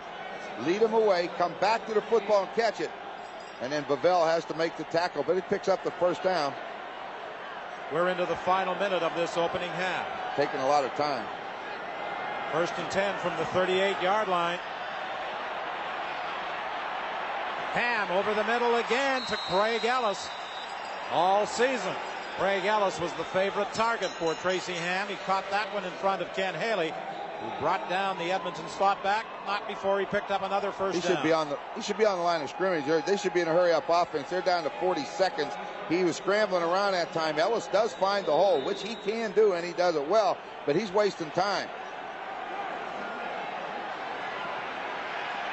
Jones is after Ham. So is Gray.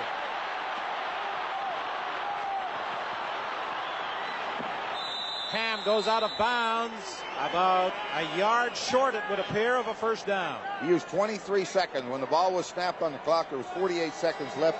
He ran around with that football, scrambling around. He couldn't get rid of it. He had nowhere to throw it. Here they come. The linebackers got him corralled. He can't step up. And we said in the pregame, Don, we're talking, he's not going to be able to outrun him too often outside. This time he was lucky, but they're getting those ends upfield. But still, he's down to 25 seconds. Greg Battle seems to be shaking up a little bit down there. That's who they're looking at. Winnipeg has been shifting their linebackers. James West was the designated import coming into the game. He has gone into the ball game replacing Paul Randolph on occasion, and they've been flip-flopping those linebackers around. And if Greg Battle comes out, they are in the fortunate position of having that 5th linebacker dressed for today's game. Yeah. Well, it's funny. We were talking with Mike Riley a little bit before the game, you know, and he was talking about, you know, he would have liked to got Petway back on the roster, but you see Greg Battle, he just pulled something.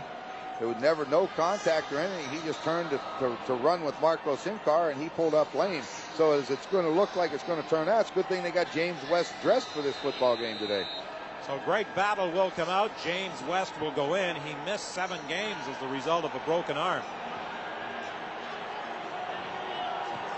2nd and 3 for Edmonton. The ball at the 50-yard line.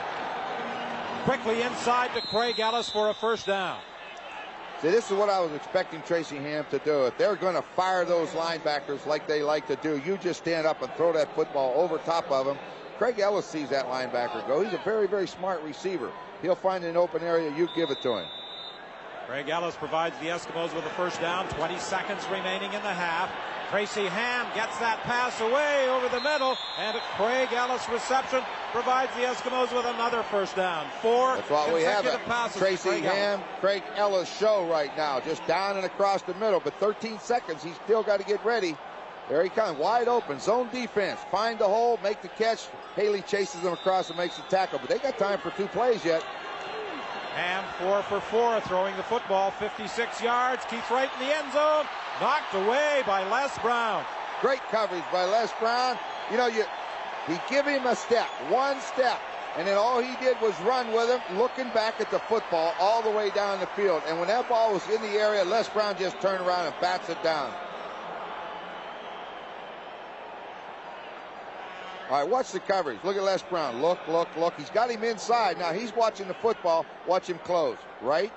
Just go up with that right hand. That's all you have to do. Les Brown does it well. We talked about them in the opening. They are great corners, Hill and Brown. Well, Mike Riley's feeling was that Rod Hill and Les Brown could handle the Edmonton Eskimo wideouts, Keith Wright and Larry Willis. Ray McArady will be attempting a 37-yard field goal. And it is good. 1 second is the time remaining in the first half, with the Winnipeg Blue Bombers leading by 6 points. Well, it's been a good football game. I like the way we called it. It was going to be a defensive battle. I didn't think it was going to be a runaway, high-scoring game. The 2 turnovers of Edmonton in the first 2 possessions, that's the difference in the ball game right now. 23-20 the first time they met, and that was Edmonton's lowest offensive production of the year. 48-25 the second time they met, and that 48-point total represented Winnipeg's biggest scoring spree of the season. They're checking the right foot of Winnipeg linebacker Greg Battle. The Blue Bombers are going to be quite content to snap this ball and head to the dressing room, enjoying a 6-point lead in this 78th edition of the Grey Cup game. The Winnipeg Blue Bombers with a 10-4 lead, and statistically in the first half it was just about as even as the score would indicate. Just a slight difference in total yards in favor of the Edmonton Eskimos, and the Eskimos are 4 yards behind Winnipeg in the passing department. This is pretty much according to the form chart. The Eskimos with a little closer balance in their passing and running game, but the teams have used the type of offense for the most part that got them here. Yeah, you can't make changes now. You've got to stay with what you do best. I mean, that's why you are in the championship game. And this is the guy they've got to make the plays on. I like to talk to them in our minute or so there about corralling Tracy, and they've done a good job of corralling him. He's running for his life. And when he's running for his life, he can make mistakes. Ray McArady getting set to kick off to start the second half here at BC Place Stadium. Ken Haley takes the ball on the dead run, looking for some blocking help, and he fights his way out to the 38-yard line, stopped there by Rob Davidson. Still good field position to start. Now we're going to have to see if Burgess has settled down and understanding completely what Edmonton was doing, and is Edmonton going to make any changes? They've got to come up with something different because Burgess is finding holes. First and 10 Winnipeg. The ball is at the 38. Burgess has had a preference for his slot backs as far as the Winnipeg passing attack is concerned through the first half of the ball game. And this is to the running back, Warren Hudson, up at the 50-yard line. That was a great job by Tom Burgess of using his eyes. I'll guarantee you Hudson didn't see where that football came from. Burgess is running around in the hole, and Larry Ruck's got Hudson man-to-man. Now watch when Burgess comes back. He finds him in a hurry, and he just lets it go. Larry Ruck probably didn't see it, and Hudson makes a nice effort. He just jumps out and catches the football. But Burgess will find the guy. He's quick. He's got quick release, and he's got quick hands. Kent Austin was saying earlier that Tom Burgess has changed his approach to playing quarterback in the move from Saskatchewan to Winnipeg. In Saskatchewan, he liked the big play. In Winnipeg, he has been forced to be more patient. We've talked about that all year. That's the difference in Tom Burgess from 1990. He's learned to play the Winnipeg system. That's ball control. That means you have to be patient. 1st and 10 from the 50. Burgess is going to run this one, and he'll pick up about 7 yards. On the sidelines, let's bring in Steve.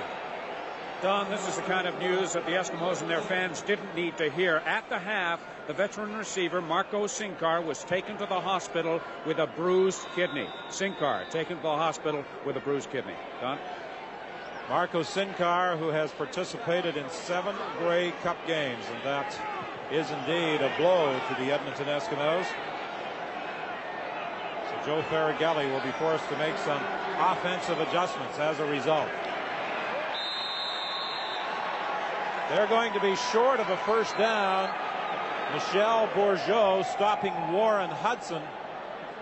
It appears about 2 yards away from first down territory. Yeah, I think you kick the football. Watch Danny Bass get to him. He gets blocked. Excellent job of blocking. I think it's Lau Bauer, number 59, puts Bass down, but Bourgeau fights back through it to make the play. So Bob Cameron enters the ball game with his first punt of this second half. Nick Benjamin will center the ball again, and Bob Cameron is hoping that it comes back accurately, not like one earlier that sailed way over his head. This one is high, but he brings it down and gets away his best punt of the ball game.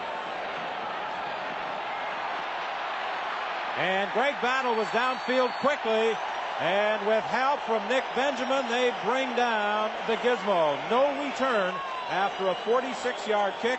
It will be 1st and 10 Edmonton from their own 5 when we return. Winnipeg linebacker Greg Battle injured his ankle in the first half. His ankle appears to be okay, but now trainer Ross Hodgkinson is concerned with his left forearm. He appears to have injured himself in making the tackle on the Gizmo down at the 5-yard line. So that means that James West and Randolph are in at those middle linebacking positions. Tracy Ham looking over the middle. It's incomplete. He's been going to Craig Ellis on almost every pattern for the last 6 passing attempts, and that time Craig Ellis was unable to hang on. Yeah, let's tell you, we may get a good look at this. He got man-to-man from Darrell Sampson. Watch, the ball is thrown. You see that head turn before the hands grab the football. You know, the best receivers still make the rookie mistakes, and that the big thing you have to do, catch it before you run. 2nd and 10 from the 5-yard line. Ham will try and run for a first down, and he is going to be stopped at the 15. It will be close, depending on where they spot it. James West cut the feet out from under the quarterback, and Joe Farragelli is waiting to see just where that ball is being spotted before he makes a decision. Well, James West gets to play now. You know, he's been filling in and alternating, but we know this. He can play. And, you know, it's really something when you think of how valuable James West was before the season started. When he got injured, he has not been able to get his starting job back. So that tells you how well that set of linebackers play together. There were many people who anticipated that the Winnipeg Blue Bombers may have problems with James West out of the lineup. In fact, they continued to play pretty well. They played super. Well, you know this very quickly. Any coach is going to put his best players on the field. And if those linebackers are playing that well, he can't get in there. You know they're doing a job. Farragelli isn't talking about the fish he caught. He wants to know how far they have to go. Not very much, maybe a half a yard. They should be able to get this. This could be a key play, though. Short yardage offense is in there. Tracy Ham will keep. A couple of Winnipeg defenders were diving over the top, but they couldn't prevent Ham from getting out beyond the 15-yard line with what should be a first down. On the Winnipeg bench, here's the short list of Greg Battle's ailments. Late in the first half, he suffered a case of turf toe. He changed his shoes to a bigger pair at halftime, so that's not bothering him as much right now. And he's bruised his left wrist, but neither injury is serious enough to keep him out. He's just gone back in. Yes, and James West comes to the sidelines with Battle moving into that middle linebacking position for Winnipeg. 11:09, the time remaining in the third quarter. Ham almost had problems with that exchange from center. Ham is going to run the ball again out to the 25-yard line, about 2 yards short of a first down.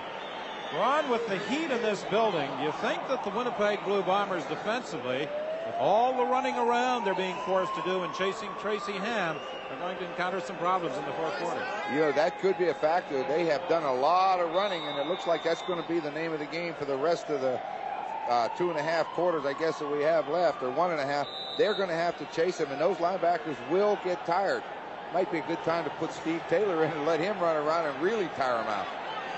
Ham has carried 8 times for 60 yards. On second down, he decides this time to give the ball to Blake Marshall, and he powers his way to the 30.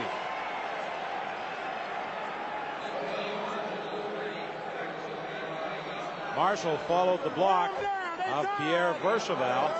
Winnipeg had sent in a short yardage defense. Leon Haciano now comes out, and Les Brown goes into the ball game for Winnipeg.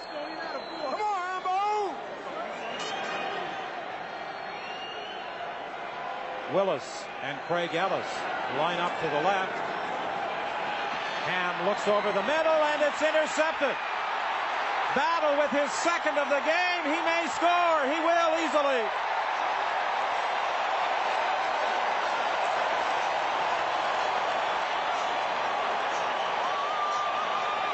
A 31-yard interception return for Greg Battle. You know what normally is a very, very safe play. A back checks out of the backfield and turns and faces the quarterback, and you throw it at him.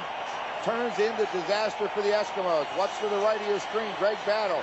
The ball's going to be thrown right at Michael Souls, but all of a sudden Battle takes it right out of his hands, and now it's an easy run for the end zone. He looked like a running back as he broke away from the tackle attempt of Blake Dermott and sprinted to the end zone. So with his second interception, Greg Battle puts the Winnipeg Blue Bombers in front by a 16-4 margin, and Trevor Kennard will add the 17th point.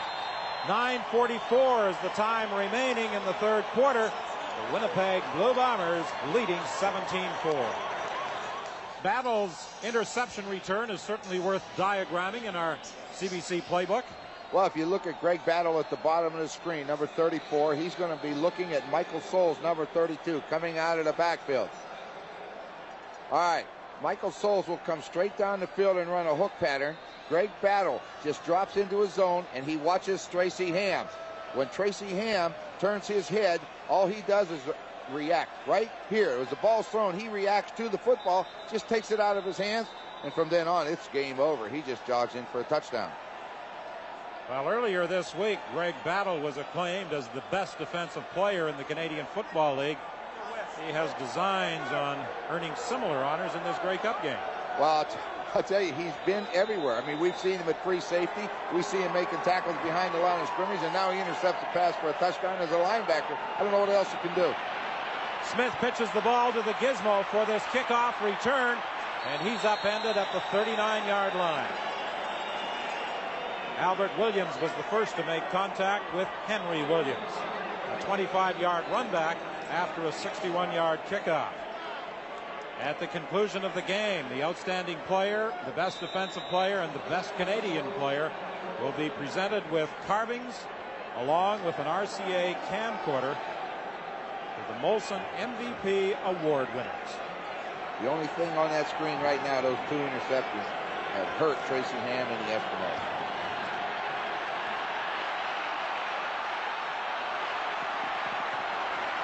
Ham is caught by Quincy Williams. He tried to move away from him, but Williams didn't go for the fake and made the tackle at the 45. Well, you see, he has to run out of that pocket again. Tyrone Jones coming on a blitz. You see Blake Marshall takes him on. Number 22, he hangs on, and then Michael Souls is there to double team him and turf him, put him on the ground. But still, the pressure and the coverage downfield forces Tracy Ham to run. 2nd and 5, and movement at the line of scrimmage. Tracy Ham had started back, but he didn't have the football. and that brought the Winnipeg defensive unit procedure against Edmonton. Yeah, when he put the hands under the center and he came out from behind there without the football, automatically illegal procedure because, you know, you can't play tricks on the defensive line. I think Tracy just messed up. Edmonton number 8, still second down. We said earlier that Tracy had learned to manipulate the count. Do you think they may be having problems in that area? Oh, yeah, you know, sometimes quarterbacks forget counts. I mean, I know it sounds hard to believe. He calls it, but sometimes they forget it. Out of the hands of Craig Ellis. Again, he had found that open spot in behind Daryl Sampson. And the Eskimos will be forced to punt with 8:32 remaining in the third quarter. Daryl Sampson does a good job, though. I mean, sure, he finds the open area, but what's Daryl Sampson close on the football? I don't think he touches it as he goes in front. I think he did tip it just a little bit, and that's why Craig Ellis wasn't able to catch it. Well, I'll tell you, that's good defense when you can come from behind, cut it in front, and still get your hand on the ball.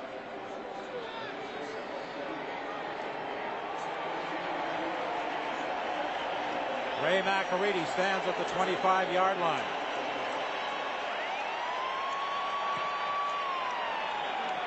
Another good kick that Eric Streeter will take at his own 28. He lost control of the football but managed to get it back at the 35. Blake Marshall, who is the Edmonton Eskimo special teams captain, was downfield to make the initial contact on Streeter. I was just watching Marshall walk off the field. He's a little bit tired also. I mean, that blocking will take it out of you, and then when you have to sprint down to cover those punts, that's hard work. Matt Pierce is the injured Winnipeg player. So far, his duties have been restricted to special teams play. He's a University of British Columbia graduate with a lot of hometown support here at BC Place Stadium. Yeah, you would hope so. There's probably a lot of family here also, but you see Marshall dive out. Just manages to tick the ball a little bit. He almost got to the wall. They had the wall set pretty well, and you can see Pierce standing up there. I think what happened when Streeter went down, he rolled into the back of the legs of Pierce. We talked about Blake Marshall and his work on special teams. And the injury to Matt Pierce now we will see, and I think you're right. He gets people rolling into him more than anything else. Yeah, he was just standing there trying to stay out of the way, and Leon Hatsidana, I can't pronounce it, Leon, number 44, rolls right into the leg of his teammate, Matt Pierce, because you could see him blocking. Len Amy, the equipment man for the Winnipeg Blue Bombers, out there with therapist Ross Hodgkinson helping Matt Pierce off the field. 22 years in that capacity. He said next year will be his last. He's going to retire. Well, he must like it to be there that long, and you know, it's something when he makes the plan to retire. He still may not retire. Now he says he will after another year, but we'll see. Well, there were a number of Saskatchewan fans who thought they would be making the trip to Vancouver to cheer on their beloved Rough Riders in a second straight Grey Cup appearance, but the Edmonton Eskimos took care of that in the Western semifinal. 1st and 10 from the 35-yard line. Burgess to Hall at the 50 for a Winnipeg first down. That's an excellent route.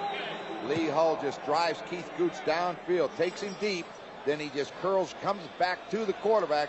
And as we said, Burgess is very accurate. He hits him right on the numbers. Steps up, makes the throw.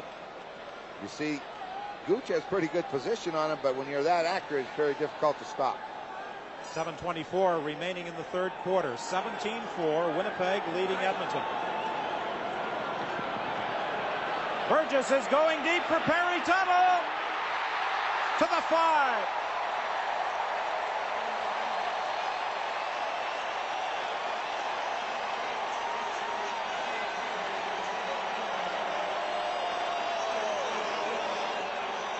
Just outstanding play by Perry Tuttle. Perry Tuttle runs straight down the field faster than anybody Winnipeg has. All he does is get a zone split right up the seam. And who's coming? Enos Jackson takes a bad angle to come to him. It goes over his head, and Perry Tuttle just kept running, and it's thrown far enough. 55 yards to the 5-yard line. Burgess to Perry Tuttle. It's 1st and goal, Winnipeg from the 5, leading by a score of 17-4. Into the end zone, intended for Streeter. And Streeter got tangled up with Andre Francis as he tried to run his pattern. Streeter wants an interference call. I don't really think so. Andre Francis, he gave him the bump to the outside, and then I think from there, we're going to get a good look at it from the end zone. We'll see just what the fans down in the corner were really upset anyway. Let's see. All right, he comes off, going outside. We're just going to lay it up and let him run. Give him the shove, get away from him. I don't really see anything wrong with that. You can hit him. That's a good call by the official. You got to slow him down somehow. 2nd and goal from the 5. Burgess into the end zone. Touchdown, Perry Tuttle.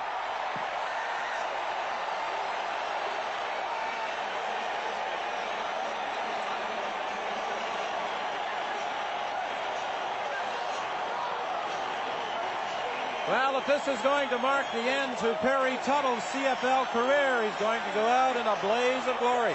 Well, this is the guy they wanted a big plays from today. As we said earlier, 20-yard average per catch. But when you don't need 20, he can catch the short ones also. Just right out in the flat. Burgess throws it very, very well on the run. Just comes out, lets it go. Now watch Tuttle. Catches it.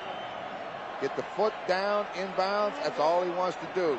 Hang on to it before he goes out of there.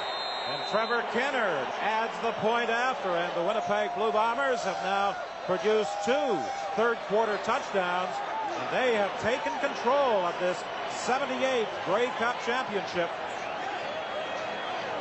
They now lead it by 20 points. Just a sprint out. He said they weren't going to have Burgess in the same place every time. This time he half sprint, throws it on the run. We've seen him drop back. We've seen him play action. We've seen him run. We've seen him play a pretty good football game. Well, Tom Burgess was extremely disappointed last year after leading the Rough Riders to their Western Final triumph over Edmonton. He did not get to play in the Grey Cup game. That's one of the reasons he requested that the Rough Riders trade him. He arrived just before the start of the season in Winnipeg, and while he had some early season problems, he has developed towards the last part of the season. There's no question now that he is Winnipeg's #1 quarterback. He's a much better complete quarterback, I guess is what I'd want to say. He's a much better quarterback now than he was at any stage of his career. Well, Mike Riley said before the game, Burgess has learned how to win with our team. Henry the Gizmo Williams, he can excite you every time he touches that football, and he brings it back to the 37-yard line. You know, we keep talking about the pressure that Winnipeg is putting on Tracy Ham and keeping him scrambling. But Mike Riley's got to be very pleased with the coverage downfield, because many times Ham has had time to throw it when he's got outside, but there's been nobody open. Well, Joe Farragelli has to be concerned now. His team was the second most productive offensively. So far, they have been limited to just 4 points in this Grey Cup championship. Craig Ellis is open for a first down, loses the ball. Winnipeg claim they've got it, and the official concurs. Ken Haley comes up with the football. David Bovell knocked it away from Craig Ellis. I thought maybe the whistle had gone, but obviously it had not. Boy, Craig Ellis runs a great pattern. Watch him. Down, start to the outside. All right, he starts, he sees West, he slides right back inside, allows West to go by. He makes the catch, and he's going to the ground. Bovell comes in with that right hand underneath and bats that ball away. And Craig Ellis was injured on the play, and with Marco Sincar already out of the ball game, and if Craig Ellis can't continue, that is really a blow to Joe Farragelli's passing attack.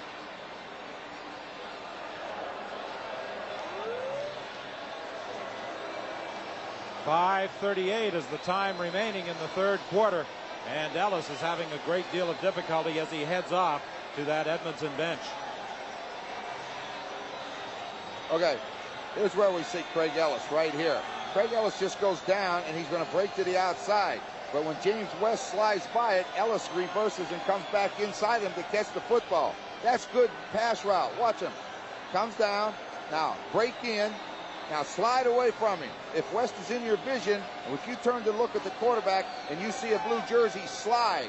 He did, but the only thing he forgot to do is keep the football. A good view provided by our overhead camera here at BC Place Stadium. And Craig Ellis appears to be in a great deal of pain. What a year he had. 106 receptions to lead the CFL. He was in a battle all year with Darrell Smith for the touchdown reception lead. And with that hit from Bovell, you see that leg bent right underneath Craig Ellis. Winnipeg 1st and 10 from the 53-yard line. Burgess is going for it all, looking for Mims, out of bounds. Andre Francis made the interception, but it doesn't cause any difficulty for Winnipeg as he was out of bounds. Well, they like that wheel pattern where they take the wide receiver, in this case Streeter, and just run him down the field. And then they bring the second receiver, whoever it happens to bring him to the sideline, and then turn him upfield and try to drop it to him over their head. But he very wisely threw that one out of bounds. 5:09, the time remaining in the third quarter. Colgate product Tom Burgess at the controls of the Winnipeg attack. Throws deep again for Lee Hull. It's short of the intended receiver, and Winnipeg will be forced to send out the punting unit. Yeah, he didn't have time. They came after him with everybody that time, and number 61, Mike Walker, got there and forced the throw to be short. Lee Hull's got no inside help. Good move. See him turn Gooch around? Boy, you love that as a quarterback. But what happens there is he just didn't have a chance to throw it far enough because of the pressure up front. Craig Ellis began his CFL career in Winnipeg back in 1982. He's been a much-traveled CFL performer, but he has always played well wherever he has suited up. The Gizmo, unable to get away from Benjamin, fumbles the football. Winnipeg's got it back. This time it's Tyrone Jones coming up with the football. 4:30, the time remaining in the third quarter. Winnipeg in scoring position again. The Winnipeg Blue Bombers take pride in their special teams coverage. Tyrone Jones scooped up that loose football after Nick Benjamin had made the initial contact on punt return specialist Henry Williams. Well, all you look for is this man, James West. He's going to be the guy. He's going to knock it loose. Benjamin's going to come in, going to take the hit on him. But what's number 58? What's the left hand coming right here? Benny Goods collides. There it goes. That left hand goes in. West pulls it out. Tyrone Jones is laying on the ground with nothing to do, and the ball fell in his hands. He'll take it. 1st and 10, Winnipeg. The ball is at the 17. Burgess throws the screen to Warren Hudson. He'll score.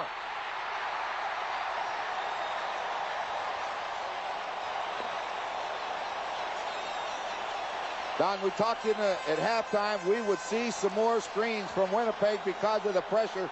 Burgess picked an ideal time to call it. You know when you get close to the goal line, they're going to come after you. He just sprinted out and dumped it right into Hudson.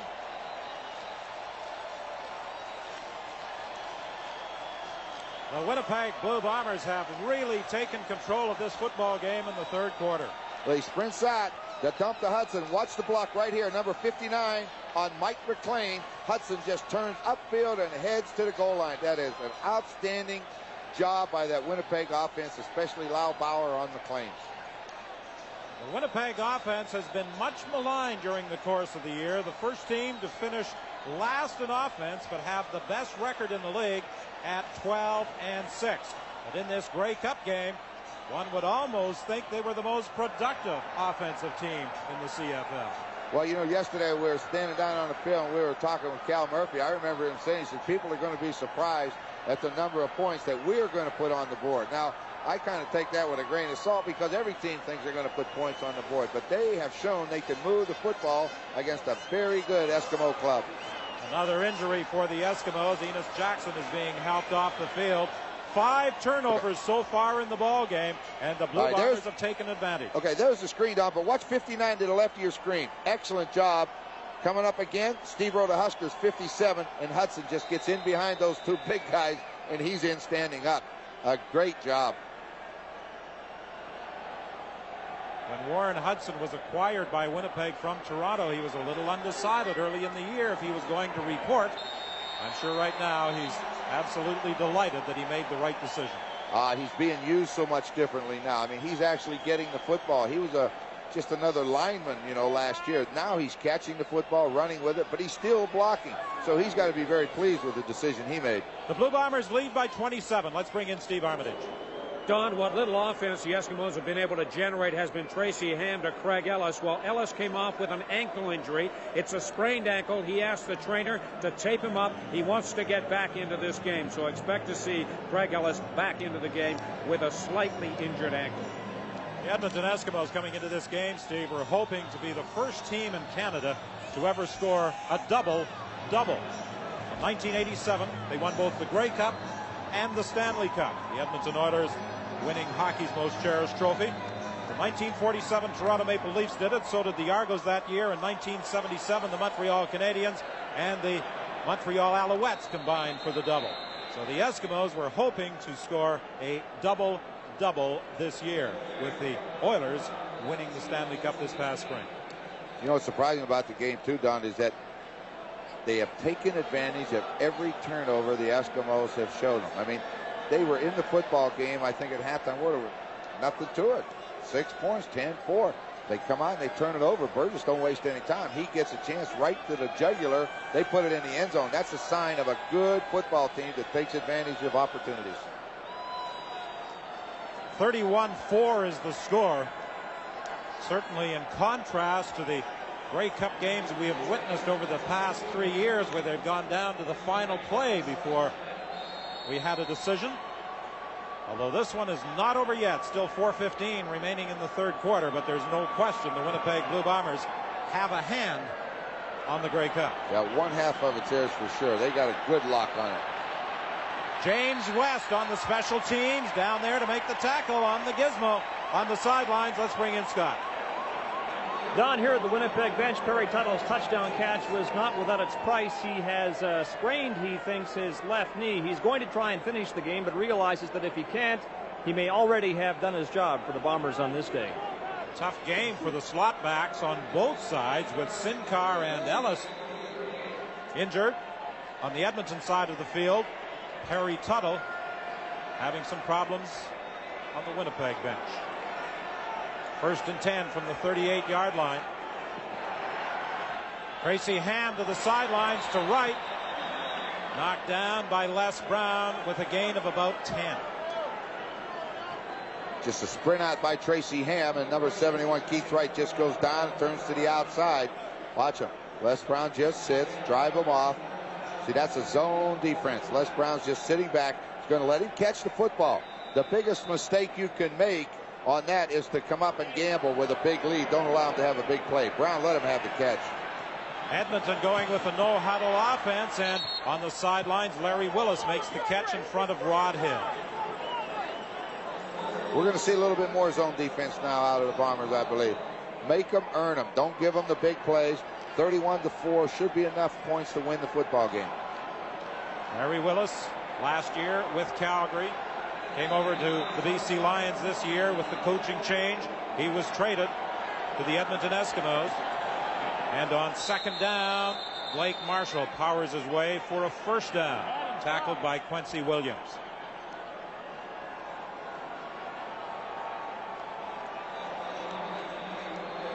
See, with 3 minutes left in this third quarter, Winnipeg can be very content. They don't have to make any more big plays. They've got to stop Edmonton from making big plays. They've done it all day.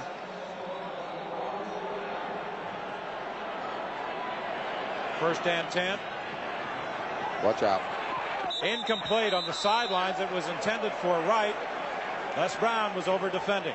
And Les Brown is an interesting story. An All-Canadian a couple of years ago with the Hamilton Tiger Cats.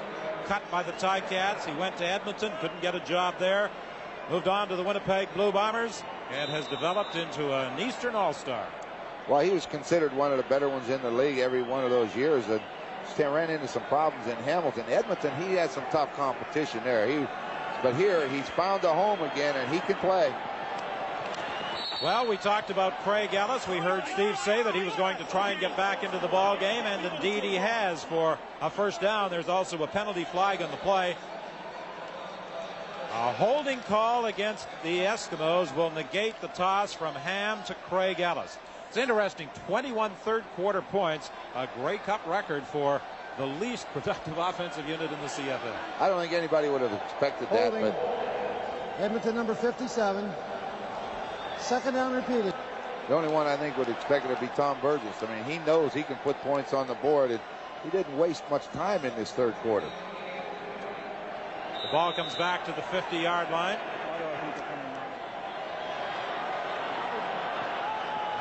Wide open down the middle, but unable to hang on is Jordan Gartner, who has come into the ball game as an injury replacement.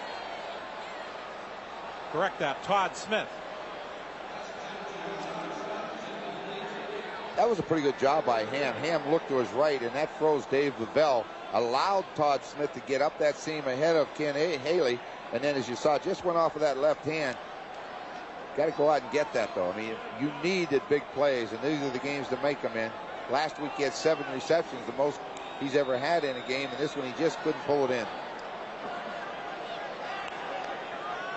On third down, McEready from his own 35-yard line.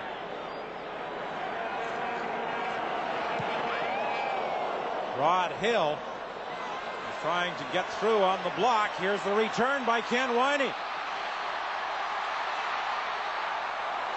And Jordan Gartner is there to make the tackle at the 48-yard line.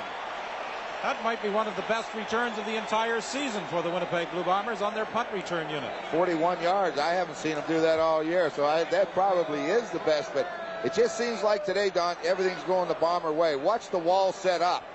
Winey starts to his right. Street is going to help him. There's one block, but look at the room that he's got to move. Coming in there, I mean, they're doing everything right. Gartner makes the tackle, and Winey goes down. But it's the Bombers' day. They're executing the way a coach would like to see it. 1:42, the time remaining in the third quarter. Burgess dumps it off to Rick House. And he's to the Edmonton 27. Well, tackled by Brett Williams. Sorry, Don. This is where, again, you see the quick eyes and the quick release of Tom Burgess. He starts to scramble to his left, and then all of a sudden, just out of nowhere, he sees Rick House, and the ball is gone. Watch him. He's looking around, doesn't like anything. Now he starts to run, but all of a sudden, bang. Just stop, throw it off the left foot right to number 31, House, and House runs it down inside the 30-yard line. Brett Williams made the tackle, and he is the injured player. He was telling me yesterday that after the season ends, he will have surgery on a shoulder that has been causing him problems throughout the course of the year. In the offseason, he is a professional wrestler, but because of that shoulder surgery, he suggested that his off-season activities may be curtailed. Yeah, if you have surgery, it'll slow you down a little bit, especially in that sport for him, because he's so big, it'll take a long time for that injury to heal. And I think it looks like the injury's in the upper leg muscle of the right leg. Someone suggested that this was almost an incestuous relationship, this battle between Edmonton and Winnipeg, and that so many players have played with the other team or been associated with the other team. Joe Faragelli, for example, an assistant coach in Winnipeg in 1987, an assistant to Bud Riley, Mike Riley's father in Winnipeg in 74, 75, 76. Bruce Lemmerman, the assistant to Murphy and Riley, and now the director of operations for the Eskimos. Cal Murphy, the Bomber general manager, was an assistant in Edmonton. Mike Riley was an assistant to Hugh Campbell when he coached at Whitworth College. Hugh Campbell, now the Eskimo general manager. And, of course, Mike Riley, who lived in Winnipeg, went to school there, is an assistant coach. Mike Faragelli, I should say, the son of Joe Faragelli, the head coach. And it goes on. Rick House used to play in Edmonton. Hudson, the ball carrier, down to the 25-yard line with 55 seconds remaining in the third quarter. Take Brett Williams out, and right away they try to run inside. Rob Davidson steps in. Rob's at the University of Toronto, backup defensive lineman. I remember Coach Faragelli telling us earlier in the year, really pleased with him. Looks for him to be a player in years to come. 2nd and 8, Winnipeg. Burgess looking into the end zone for Lee Hull. It draws a penalty flag. He was spun around by Keith Gooch.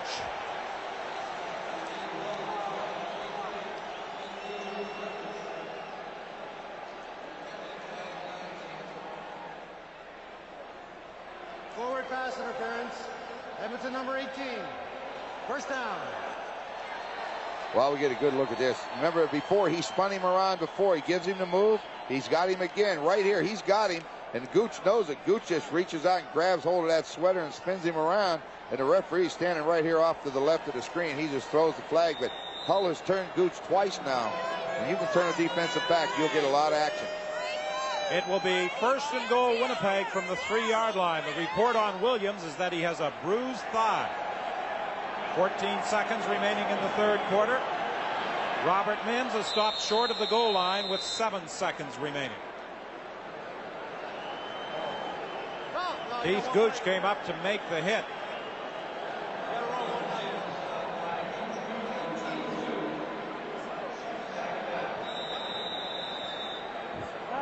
Benny Goods into the ball game defensively. He played 2 games earlier in the season for the Edmonton Eskimos. This should be the final play of the third quarter. Second and goal.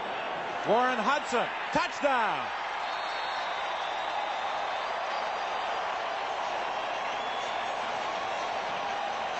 His second touchdown of the ball game, his second of this quarter. And the Winnipeg Blue Bombers have really obliterated the CFL Grey Cup record for third quarter scoring.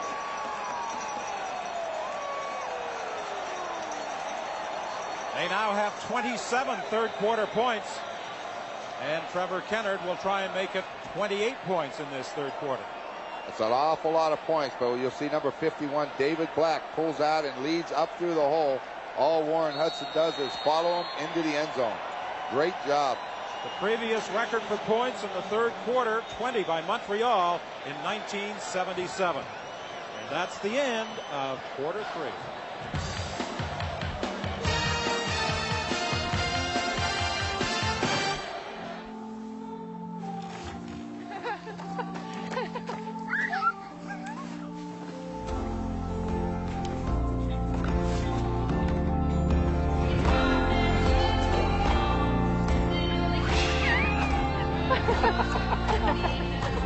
Here's to the everyday things that end up being everything. Here's to all things simple, with casual clothing and footwear from Marks. It was only a 6-point ball game 15 minutes ago. Yeah, how times change when you take advantage of opportunities, and the Bombers have taken every break that they've gotten and converted it, and that's a sign of a good football team. 38 points. I don't think anyone would have expected that many. The Gizmo trying to get loose. He can't as he's dragged down out of bounds. Michael Allen was the man who hauled him down. 13 yards on the run back. Statistically, the Winnipeg Blue Bombers only have 47 more net yards than the Winnipeg Blue Bombers, but those 5 turnovers, Winnipeg has capitalized in that area. Turnovers will beat you 5-1, and every one they've turned over, they've converted to points. And you know, we talk about it all the time. I've heard you mention numerous occasions. The second column from the bottom usually tells the story. Ham looking upfield, incomplete. It was intended for Smith. Second and 10 for the Eskimos, trailing 38-4. And I wonder if there's anyone who's looking in this afternoon thought it would be this way. No, I don't think so. I figured a lot of people thought if it was 38 points, the Eskimos would have it. We have a roughing the passer throw. I think it's on number 44, Leon, whatever his name, Hatziano.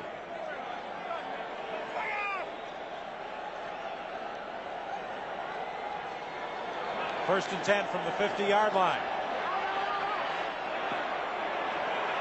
Ham can't find a receiver, gets some blocks, and will be very close to another Edmonton first down. Well, you can't say enough. You know, we keep talking about the pressure on Tracy Ham. He's alluded to pressure numerous times, but the secondary coverage downfield, when Tracy Ham looks up, he still has no receivers to throw the football to.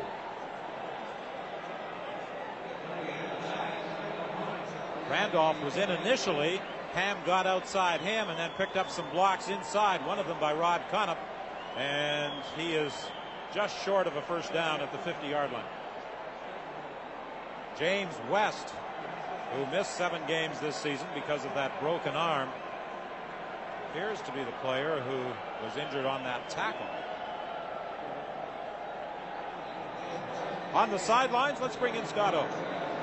Well, Don, this lull in the proceedings affords us the opportunity to explain the empty seats here at BC Place. At the start of our Grey Cup coverage today, we said a full house was expected at BC Place. CFL comptroller told me a few moments ago that as of yesterday, 5,500 tickets were unsold. So this game would have required a 5,000 walk-up crowd at least for a sellout. Obviously did not get it. And in addition to those 5,000 tickets that were left, obviously many people who had tickets have not shown up. There are a lot of empty seats here at BC Place, and what the fans are missing is an awesome display by the Bombers. The Eskimos might be just as happy that the fans aren't here, though. Craig Ellis on the receiving end of the throw at the 35-yard line. The record for attendance at a Grey Cup was established in 1977 when 68,000 showed up at Olympic Stadium in Montreal as the Alouettes beat the Edmonton Eskimos 41-6. And that, by the way, was the first of Cal Murphy's 8 Grey Cup triumphs. He's going to get a 9th today, almost certainly. Tracy Ham had the ball stripped from him, but managed to recover. It was Albert Williams who pulled the ball away from Tracy Ham, but the Edmonton quarterback got it back. It's just been relentless pressure all day on Tracy Ham. Regardless of where he goes, he's scrambling for his life. You see Michael Gray block, but he has to scramble up inside, and you see the big right arm of Williams batted away, and Ham's very lucky to get it back. Second and short. Blake Marshall gets the first down to the 20-yard line. Mike Gray was there to make the tackle. Joe Faragelli in 1987 joined the Eskimos after the start of the season and led them to a Grey Cup championship. Don't think he's going to get his second as a head coach this afternoon unless a miracle occurs with 12:40 remaining in the ballgame. No, I don't like his chances today. When they showed us a shot of the Edmonton bench a minute ago, you could almost see it in their eyes. Larry Willis in the end zone. Touchdown. Almost looked like Les Brown made an interception, and all of a sudden it lands, the ball comes down, and Larry Willis is on. That's good concentration, and this is what Larry Willis has to provide this football team. They've got to get more production out of their wide receivers. The only guy that's really been open most days is Craig Ellis. Willis has to start delivering. A little too late this season, but we'll get a good look. He start to the post on a fake, back outside. Now the ball's in the air. Let's see what happens to Les Brown, because I thought he had it. He did. He slowed it down just enough that when it dropped out of his hands, Willis just pulled it in for 6. Les Brown, who led the league in interceptions this year with 14, had both hands of that football, but it slipped away into the hands of Larry Willis, and the point after gives the Edmonton Eskimos 10 points. We'll return with the Edmonton kickoff after this. Larry Willis with the 20-yard touchdown toss from Tracy Ham makes it 38-11 with 12:26 remaining in the game. Well, you saw Les Brown had it. Looks like he was going to pull it in and just kind of slipped out of there. And Willis, good concentration. He makes the touchdown, but they need to start turnovers and score fast. I don't know if you get that many points back in 12 minutes. Ken Haley from the 20-yard line on this kickoff return.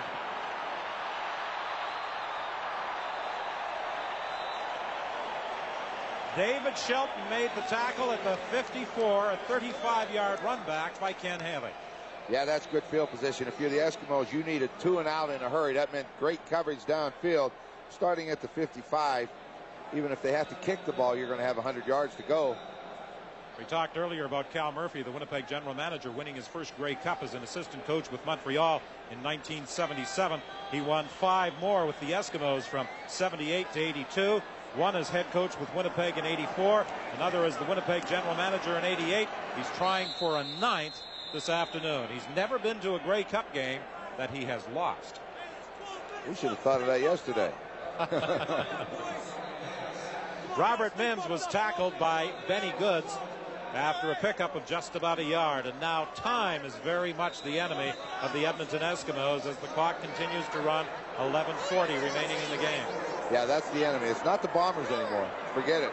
They just got to hope they stop and get the ball back a number of times so they can get points. But the time ticks away and doesn't wait on you. Benny Goods gets a quarterback sack. He was the designated import coming in, and he got through on Tom Burgess at the 50-yard line. I think that's the first time this afternoon, apart from a play earlier in the first half, that I recall now where Burgess has had problems. Well, you see Danny Bass just coming around the outside, but the sack was made by number 40, Benny Goods, coming from the left side. As you say, the designated import. Played a couple games this year as a defensive end. Now he's in there as the backup linebacker. When the injury came last week to Jeff Braswell, that enabled him to be on the roster for the Grey Cup.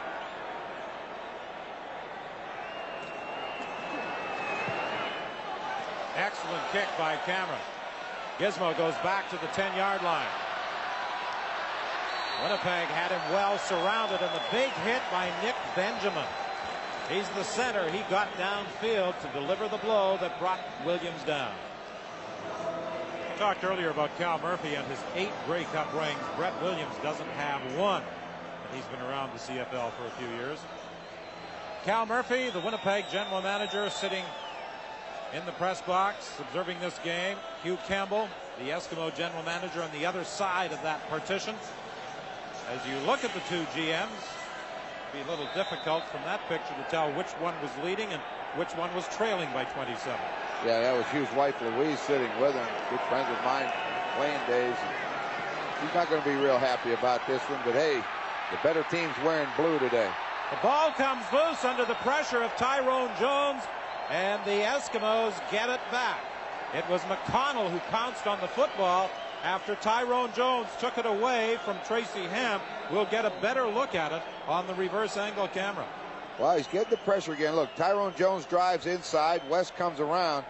He's trying to go deep, and now as he steps away, Tyrone Jones gets one hand out there, and as he reaches around him, he knocks the ball with the right hand, and it falls to the ground. And on the 1-yard line, the Eskimos are going to have to come up with something. He was looking deep that time for Keith Wright, but he had double coverage. Ham being chased in the end zone and down by James West for a safety touch. Well, James West just lined him up, and it was like just dove right out, laid out in midair, and just dropped him. He looked like a panther stalking its prey. He waited back at about the 3-yard line, and as soon as Ham got outside of the contain, he accelerated and belted him. That's what it comes down to. Who's going to make the first move? Watch him. He's waiting. He's waiting. Let Ham make the move. Ham made the move to try to go outside. He just laid out and dropped him. That's what you have to do, because a quarterback wants you to make the first move so he can step around you. West outweighted him. It's been a rough afternoon for Tracy Ham. He's been the victim of that relentless pressure applied by the best defensive team in the CFL this year. You know, I still like Tracy Ham. Shown me an awful lot today. He's got knocked around a lot. The Eskimos have chased, or the Bombers have chased that Eskimo quarterback all over this stadium, and he just keeps coming back. And I think that, you know, no one likes to lose, but he's got to learn something from it, and he's going to learn a big lesson today. Hey, Houston, let me see what Allison Williams in Detroit. All my friends in Detroit. So with the 2 points, the Bombers now increase their advantage to 40-11. And the Edmonton Eskimos are forced to kick off with 9:54 remaining. This will be Mike Riley's second Grey Cup triumph as head coach with the Winnipeg Blue Bombers. And Ken Winey will return the kickoff, but this time he won't get beyond the 33-yard line. Jordan Gertner and Mark Mathis were there to make the tackle. An 11-yard run back after a 53-yard kick. We were talking with Mike earlier today. His father, Bud, the former head coach with the Winnipeg Blue Bombers, came over from the Okanagan Valley along with his mother to watch this game, and Bud's brother, Pete, came up from Alabama to take in the Grey Cup game. Well, with Pete, I mean, I knew Bud Mary'd be here, but with Pete, you never know where he's going to show up. He's just one of those kind of free-spirited guys. He got all the way to Vancouver.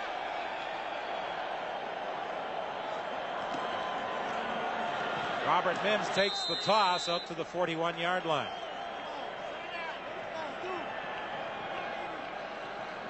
Both Robert Mims and Warren Hudson were Eastern Division All-Stars this year.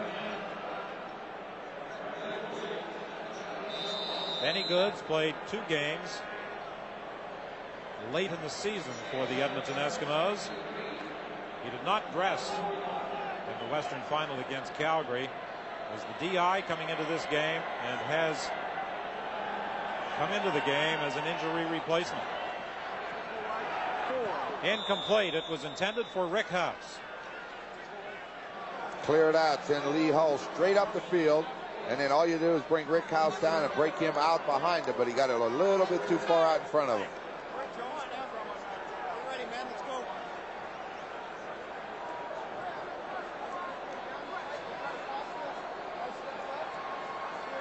This Winnipeg Grey Cup victory will equal the Grey Cup wins of the Edmonton Eskimos. They have engraved their name on the Grey Cup on 10 occasions. Winnipeg had 9 Grey Cup triumphs coming into this 1990 championship.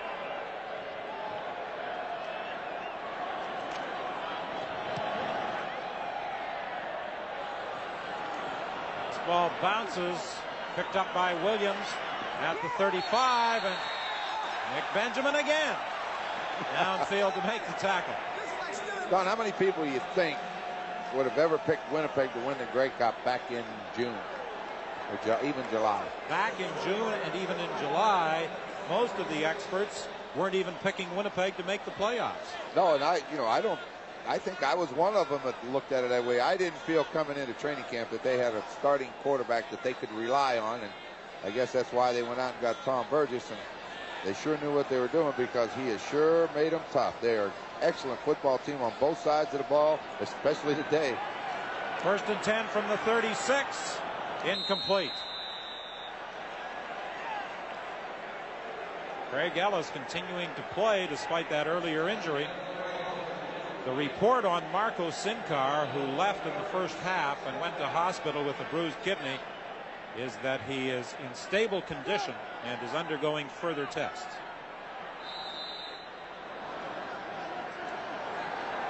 Second and 10.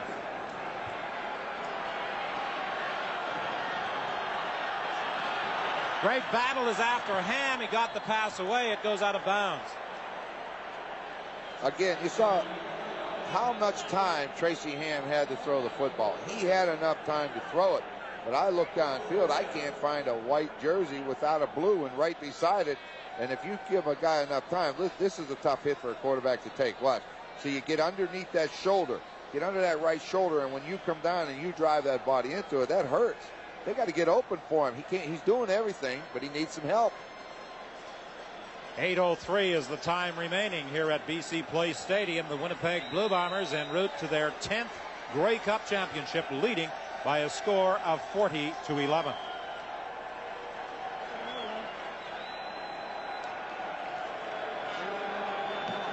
Leon Hatziano was coming up the middle, didn't get there in time. Eric Streeter fields that 3rd down punt and is downed at the 50-yard line. 7:40 is the time left here at BC Place Stadium. 7:40 the time remaining. Here's an interesting stat for you. In 14 possessions, Winnipeg has started 7 of them on the Edmonton side of midfield. Makes it a short field, doesn't it? You get the ball to start on the other side of center field. You don't need very many plays to score touchdowns. 1st and 10 from the 49. Burgess with a good fake. Has an open receiver in Eric Streeter. And he's thrown down by Andre Francis, but in the process picks up a 1st down. Well, that was a good fake, wasn't it? He fooled somebody all together. That Eskimo came across, never had a chance. Just take your time, come back to the football. When you get that separation, then come back, make the catch. The reason he gets a little more yardage here, Andre Francis can't hold on with that right hand to throw him down. That's why he got that extra couple of yards. 1st and 10 Winnipeg. The ball is at the Edmonton 36-yard line. 7:07 is the time remaining. Good fake again. Looking for Rick House, incomplete on the sidelines. He was being covered by Mark Mathis. See that stat a minute ago on there? The Bombers are going to want to play the Eskimos all the time. Average 36 points a game when they play the Eskimos. But you know, during the course of the year, and that's an 18-game schedule, Winnipeg only had 3 plays of 50 yards or better. Yeah, you think that the law of averages and a little bit of luck over 18 games that you get more than 3. Chris Walby, runner-up for Lineman of the Year in the Canadian Football League, to Jim Mills. Sideline pattern, and Rick House has another first down at the 25. Come back with the same identical play. The play before, he turned upfield and went deep. This time, stop at the sideline. That's Steve Taylor, number 10.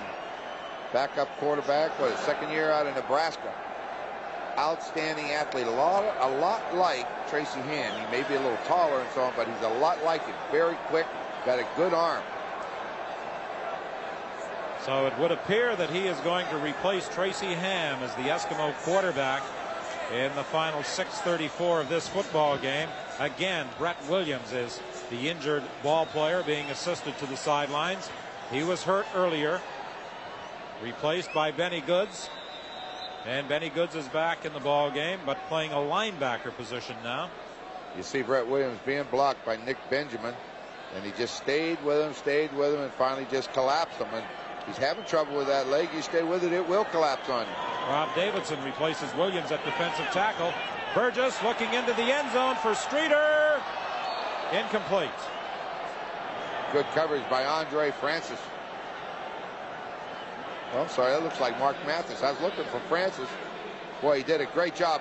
Watch him get in front of number 80, Streeter, as he's going downfield. I like this guy, 5'9", 170 pounds. Watch him inside out. Okay, let's go. You want to run? I can run. He just keeps fading to the outside in front of Streeter. Streeter can't get near the football. You don't cover it any better than that. I mean, he was in a better position than the receiver. Good coverage. 6:12, the time remaining. The Winnipeg Blue Bombers looking at 2nd and 10 from the 25. Mathis on the corner, lining up against Eric Streeter. Burgess throws over the middle for another first down to Ken Winey. This is where Burgess has shown the greatest improvement. We said last year that if you blitzed him, he could find the open receiver as fast as anybody. But this time, when we take a look at it, you'll see the linebackers all drop. All he does is sit there and wait. Finally, the receiver gets open in the hole. Look, the white jerseys are all around him, but he takes his time and lets the receiver get open, and then he finds them. Andre Francis out of the ball game. That's the reason Mathis has gone to the corner. Lee Hull on the other side of the field, being bumped by Keith Gooch as he attempted to run the pattern. It will be 2nd and goal. Mark Norman has moved into the safety position. Shelton has replaced Mathis at inside half, and Mathis goes to the corner in place of Francis. Well, there's a lot of talk. Mathis is a corner. That's his natural position to play outside. He goes inside because of Andre Francis, but with Francis with the bad wrist, and also sometimes some places I hear he's talking to leaving them. Maybe Mathis is the heir apparent to that job. 2nd and goal from the 7-yard line. Quarterback draw, but Burgess has stopped right at the line of scrimmage. You see who's right there? Number 30, Danny Bass. You're not going to fool him too many times. Trevor Kennard comes into the ball game to attempt a field goal. The most disappointing afternoon for Danny Bass and the entire Edmonton Eskimo organization. When they faced Winnipeg at home, they had that unbeaten streak at Commonwealth Stadium on the line late in September. They were beaten 48-25. Both teams at that point in the season had identical records of 9-3. That loss was the start of a 4-game losing streak for the Eskimos, but they got it back together just before the playoffs and then defeated Saskatchewan and Calgary. And as a result, they were favored coming into this Grey Cup game, but Trevor Kennard's field goal now makes it 43-11 Winnipeg. I never have figured out how they were favored, though, really. I mean, the Winnipeg Football Club has gotten stronger ever since game 1 of the season. They just kept going and going and going. And by the end of the year, with the way Burgess is playing, and you go take that along with the defense, I had no idea how they could make the Eskimos the favorite. Trevor Kennard has now moved into 3rd place on the all-time CFL Grey Cup scoring list. 42 points for Trevor Kennard, who was criticized last year by many Winnipeg football fans for his failure in the Eastern Final against the Hamilton Ticats, but he certainly bounced back in a big way this year. Tracy Ham continues at quarterback. Blake Marshall, the ball carrier. Bombers are going to sit back now, but you know, he was criticized a lot last year, and if I remember right, we were down in Hamilton at that Eastern Final when he just didn't kick a couple through there. They come off the side of his foot, whatever, and they lost the football game.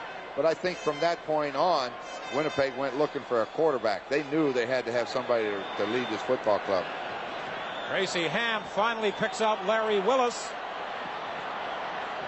And Larry Willis picks his way down to the 40-yard line, loses the football. Dave Bavell's got it.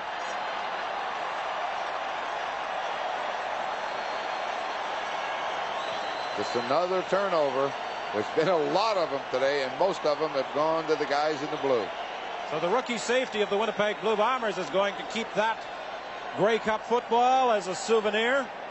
An interesting young man, Dave Bavell, who grabbed that ball away from Willis. Used to race BMX bicycles for a factory team down in California. His off-season pursuits, he writes political satire. Has a friend who works with Saturday Night Live. Has sent some of his scripts to that program.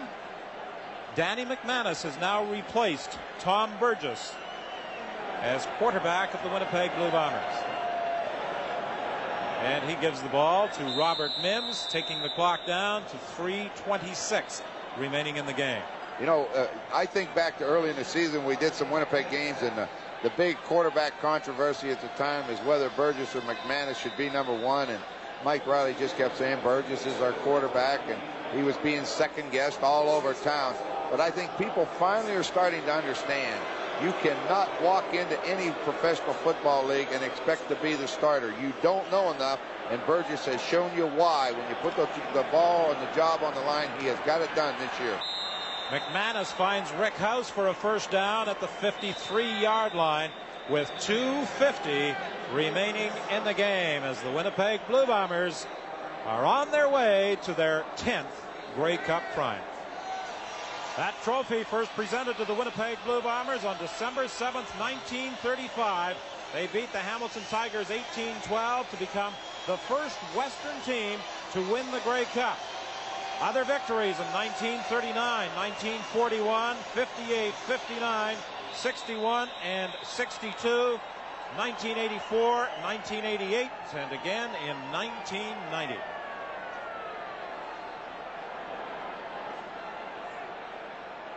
First and 10, Winnipeg. The ball is at the 53-yard line. Robert Mims, the ball carrier, picks up just a couple of yards. The Winnipeg Blue Bombers will be returning home tomorrow afternoon. They arrive at Winnipeg International Airport at 7:30. Premier Gary Filmon is in attendance at this Grey Cup game, and I'm sure will be a part of the festivities that will take place at 8 o'clock tomorrow night at the Winnipeg Arena, the official welcome home. And then a Grey Cup parade is planned for 10:30 Tuesday morning in Winnipeg. On second down, Rick House is going to pick up the touchdown.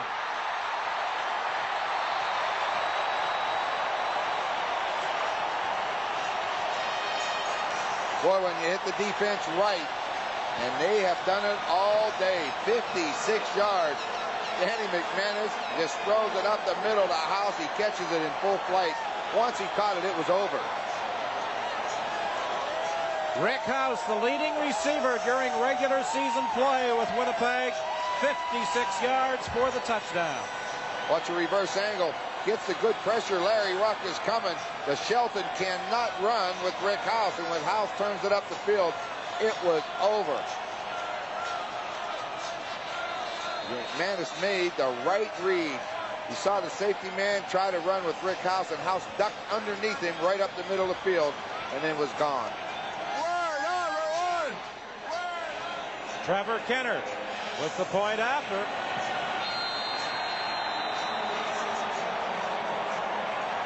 And the Winnipeg Blue Bombers just keep adding to their impressive point totals, and Cal Murphy finally smiles as his streak is intact. He has yet to participate in a Grey Cup game and lose. This will be his 9th championship. Look at that. Shelton allows House. House came straight at him and then just ducked right under it into the middle, and he was gone. Nothing to it. The last time a team scored 50 points in a Grey Cup game was 1956. Edmonton beat Montreal 50-27.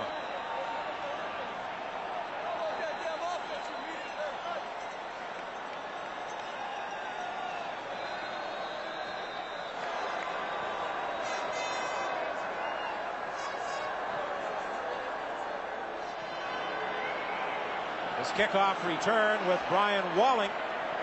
And Walling is tackled by Ken Haley at the 36-yard line. We saw the premier of the province of Manitoba, Gary Philman, a moment ago. In 1956, the quarterback for the Edmonton Eskimos was a gentleman by the name of Don Getty, now the premier of the province of Alberta. Well, he won't be real happy with today's outcome, but the Eskimos are a class organization and a good football team. But today, the Bombers have earned it. They have shut the Eskimo offense down. That's what surprised me, that they shut it down so completely.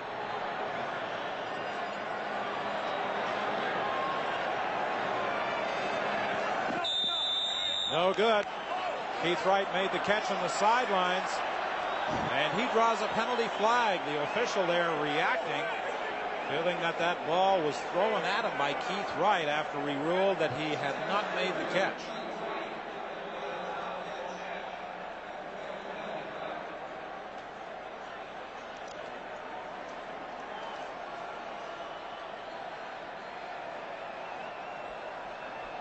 .155 is the time remaining. Taxable conduct. Edmonton number 71. Second down. The ball goes back to the 28-yard line. 50 points posted today by Winnipeg's offense. 50-11 the score. Most people anticipated this would be a low-scoring game. Well, the Edmonton Eskimos have only scored 11, but I don't think anyone anticipated that Winnipeg would put 50 on the board, not in their wildest dreams. Todd Smith escapes James West, and West gets back up and gets involved in the play again. They're still after him. Guys in blue are still after him. I mean, West went after 81. Todd Smith showed great balance as West was flipped right over the top, but the thing is, he had to come back. West got up and got right back in on the play. Only once in Grey Cup history has a team scored in excess of 50 points. And that was Queen's University way back in 1923 when they shut out Regina 54-0. Craig Ellis still in the ball game. Well, a moment ago, Coach Mike Riley got the water bucket dumped in his head. He was intently watching the game and did not see the sneak maneuver by Chris Walby. Offside. Winnipeg number 35. Decline. First down. Chris Walby could just walk up and tell you, I'm going to do it. I mean, he doesn't have, how's he going to sneak up on anybody at his size? 1:30 remaining in the game. This one is out of bounds. Intended for Craig Ellis.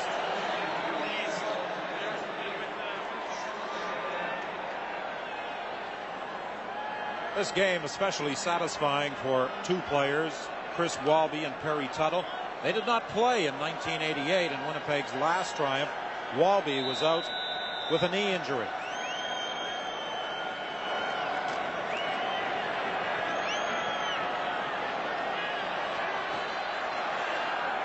So he's got a lot of time. Ellis can't make the catch. He was being covered by Michael Allen, as Winnipeg is doing a lot of substituting defensively. Well, he's had a lot, you know, he doesn't have a lot of time because he's had to run for his life, but when he gets out there, he's been able to look around, but every time he throws the football, there's a blue jersey right with him, and there was not, he has to run. He's taking a heck of a pounding today.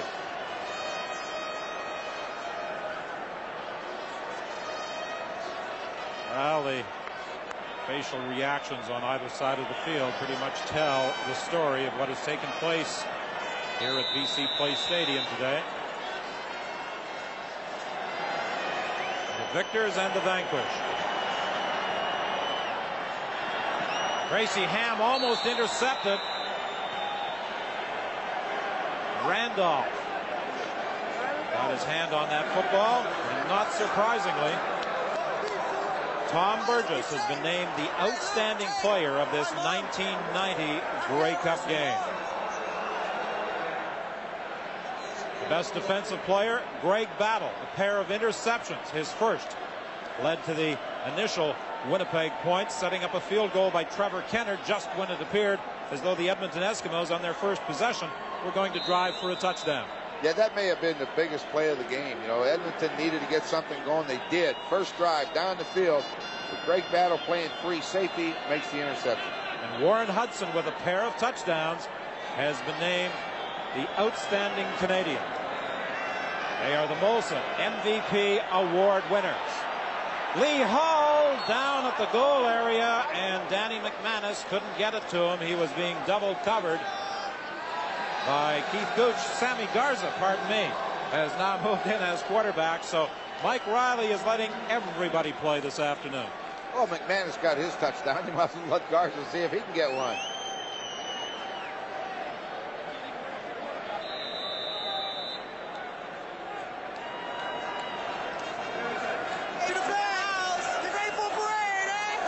Yes, that parade will take place 10:30 on Tuesday morning. A welcome home reception at the Winnipeg Arena tomorrow night at 8 o'clock. Garza throws to the sidelines, and Winey takes it out of bounds with a first down. Doesn't seem to matter who's throwing the football for Winnipeg. They're finding those open areas. Well, they sure are. I mean, nothing hard. Winey just went down, broke to the sideline. Garza delivered. He picks up a first down, gets out of bounds. They can score again. Well, this Grey Cup game has already established a number of offensive records, but in analyzing this game throughout the week, it's not Winnipeg that anyone expected would put those numbers on the board. This one is deflected. Garza was looking for Eric Streeter. I think it may have been Danny Bass who got a hand on that ball with 53 seconds remaining. I really thought if the score got up into the high 30s, Edmonton would win the football game. They didn't get to the teens. Veteran Hector Potier, who was with the Edmonton Eskimos during that string of 5 straight Grey Cup triumphs, a spectator today. I don't think even in his prime Hector would have made much of a difference out there against that Winnipeg defense today. Not 39 points worth. This one is intercepted by Larry Ruck. He's tackled immediately by Ken Winey, who was the intended receiver of that Sammy Garza throw. That was just throwing into coverage. That's inexperience. It's going to happen. But that's why it's so important to get Garza in. You know, this is a championship game, the one you work for all year. You want to get into this one. And I don't think he ever expected to, but he's in there and he's getting a chance to play, and it'll help him next year. Well, the Winnipeg Blue Bombers have all the meaningful records, I suppose, this afternoon, but the Edmonton Eskimos do have a record of their own. They're the first Western team to play every Eastern team in a Grey Cup game. Chris Johnstone takes a hit as he gets up to the 43-yard line. Edmonton played Montreal in 1979, Hamilton in 1980, Ottawa in 81, Toronto in 82, and now Winnipeg in 1990. They've hit them all. Of course, you get to that many Grey Cups that they've been to, you're going to bound to hit some different people. Michael Soles brought down by Albert Williams finally with help from Jeff Prunen. I think absolutely everybody on that Winnipeg bench has had an opportunity to play this afternoon. Oh, yeah, I don't think there's anybody down there that's missed. It is. I don't know who it is. We've seen Michael Allen. We've seen Winey. We've seen Ball. When the third quarterback gets in, you know everybody's been in. Well, it's been a remarkable year for the Winnipeg Football Club. Dumped off to Michael Soles, and Soles will pick up another Edmonton first down, tackled by West and Randolph. 5 seconds remaining. One more snap. The team that wasn't even picked to make the playoffs is going to win the biggest trophy in the Canadian Football League, the Grey Cup.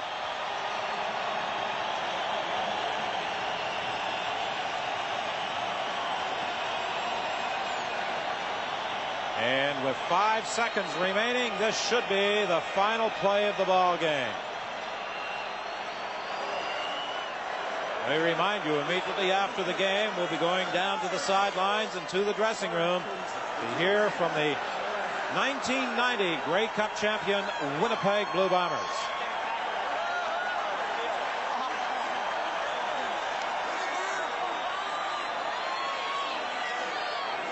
Very satisfied Mike Riley. Looks on as Tracy Ham tries to put it in the end zone. Rod Hill intercepts.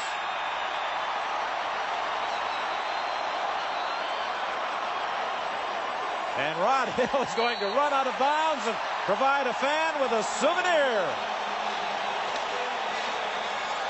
50-11, the Winnipeg Blue Bombers defeat the Edmonton Eskimos in this 78 Grey Cup championship. Well, very deserving, though. I mean, there's not any doubt about it when you beat a team 50-11. I don't think anyone expected it, but the Bombers came out, and when they snuffed out that first Eskimo drive, they sort of took control.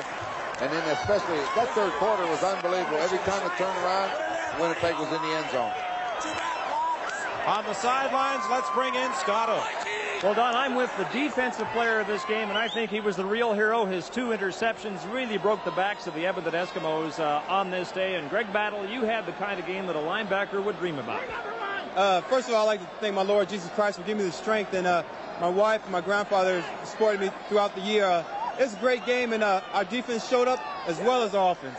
This defense was ready for the Eskimos on this day in every way, weren't you? Yeah, you got to give it to Tracy Ham. He tried his hardest, and we were just hitting all 6 cylinders, and when we're on that kind of groove, nobody can stop us. You want to say a word about a team that was not expected at the start of the season to make the playoffs, and now here you are celebrating Grey Cup victory. I think that gave us sort of a goal, because from the start they counted us out. We didn't have a quarterback, and here we get Tom Burgess, and I think he turned the season around for us. You had a good offense and a great defense today. Congratulations, Greg. Thank you. Don? Well, there's no question that Tom Burgess turned the season around. As Mike Riley was telling Ron and I this morning, he said Tom Burgess, after a somewhat slow start, learned how to win with our team, doing what we do best. We do a good job of getting the ball to our 2 backs, Mims and Hudson, and Burgess plays our offense to the strength of our defense and special teams, and that's what we saw today. Yeah, that's just him maturing as a quarterback. He was a one-dimensional quarterback, so to speak, in Saskatchewan. He wanted the man-to-man coverage with the blitz. He'd hurt you downtown. He has completely changed his style of play this year. Leading Winnipeg to a 50-11 victory, and we'll be back with the Grey Cup presentation after this.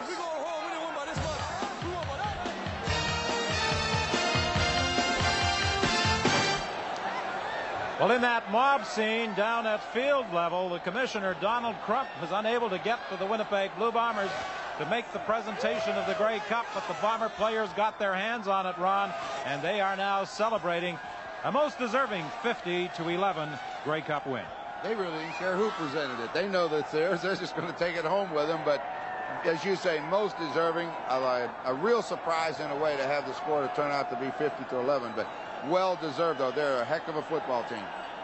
This game was a 10-4 Winnipeg lead at halftime, but 28 third-quarter points put it away. Well, it really did, too, and it happened so quick, Okay, you get a touchdown, that's one thing, but, man, then a turnover, a touchdown, turnover, touchdown. Well, when you look up at the clock and the scoreboard and you see yourself trailing as much as they did, I think the Eskimos knew it was over right there. Winnipeg, after a 20-year drought, won the Grey Cup in 1984. They repeated again in 1988. They won in Edmonton in 84, beating the Hamilton Ticats. They won in Ottawa in 1988, beating the BC Lions, and they beat the Edmonton Eskimos today here at BC Place Stadium. Somewhere down at field level, I believe we have Scott Oak. Well, Don, I just had to haul Tom Burgess off the shoulders of one of the Winnipeg cheerleaders here. He's surrounded by people celebrating this victory. But, Tom, if it's possible to gather your thoughts here for a second and tell me what you think accounted for this lopsided victory today. I suppose you'd suggest defense, among other things. Oh, hats off to the defense. They did it for us. They've done it for us all year. We did our part. We did our job, but defense wins. Your offense certainly deserves a lot of credit. When you guys got in the groove today, you stayed there. We did our job as the best I can put it. I mean, we kept getting the ball in unbelievable field position, and we were able to put enough points on the board. And I mean, we could have scored, what, 12 points today. The defense wins. The defense did it. Overall, do you want to say a word about a team that wasn't supposed to, in the minds of many of the so-called experts, make the playoffs this year? Hey, this team's #1. I had no doubt we could be #1 a long time ago. Okay, congratulations, Tom. You enjoyed this victory. I know you waited last year on the sidelines. Enjoy this one. Oh, thank you very much. Don? Well, that's the scene in the Winnipeg dressing room as the Blue Bombers celebrate this Grey Cup win, and we've got much more still to come from BC Place Stadium after this.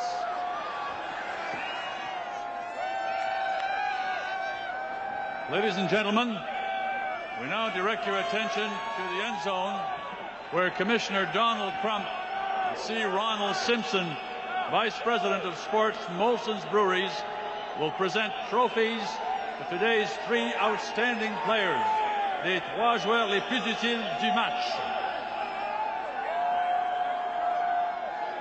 Ladies and gentlemen, under the rules of the Marquis of Queensbury, I'd like to present the Molson offensive most valuable player of the game, number 13. Warren Hudson.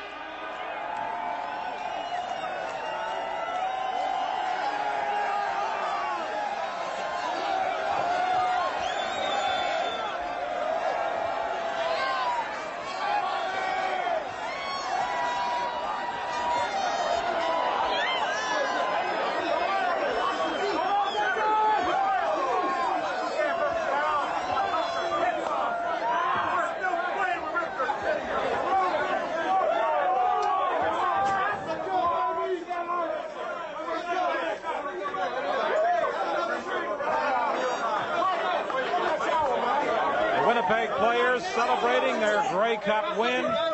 Warren Hudson named the game's outstanding Canadian player with a pair of touchdowns. Greg Battle, the top defensive player with 2 interceptions. And Tom Burgess, the Grey Cup MVP. What a storybook year this has been for Tom Burgess after his bitter disappointment of last year of not getting an opportunity to play in the Grey Cup game in the victory by the Saskatchewan Roughriders. He couldn't have written the script any better, really. I mean, last year he didn't see 1 down of football in the Saskatchewan win, asks to be traded. Winnipeg finally obtained him in July, comes in, slow start, gets him first place, wins a Grey Cup. I don't think he would have predicted it, but I know he's happy with the outcome. Well, in the 2 games the Winnipeg Blue Bombers had to win to get here, they beat the Toronto Argonauts in the Eastern Final for a perfect 5-0 against the Argos, 4 regular season wins and the playoff triumph. And against the Edmonton Eskimos, they won 2 regular season games and the Grey Cup game. So they're a perfect 8-0 in those key games. Now let's go to Steve Armitage. Thank you very much, Don. I'm in the Winnipeg dressing room. There was a lot of talk, but this was going to be closed. It's wide open. Mike Riley, the head coach, is with me. Mike, congratulations on a great win. Thanks a lot, Steve. It was a great effort by our team. You know, this is a great group of people, and it's a very, very tough football team, competitive and tough. We are about to get very wet, and I think you're going to enjoy it. Yeah. Is this any sweeter than your first Grey Cup win? They feel good, and I will say this is a very special group because this group fought all year long, and we were picked at the bottom and ended at the top. And I think it becomes a little more special when it's like that. And I really appreciate these guys, and we have a very tough football team. How do you explain the 50 points? I don't know. We just came out and took the football game to it. And we didn't never let up. We made plays offensively. We made plays defensively, and we covered Gizmo Williams. And it was just one of those days where we put it together pretty well. I thought one of the keys was your relentless pressure from your defense. They never gave up. I've never been around a better defense than ours. We played all but 1 game this year. We played 20 games, 19 games we played good defense in.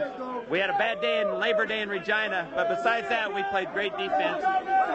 Championship teams have great defenses, and that's what we have. We always have to build on.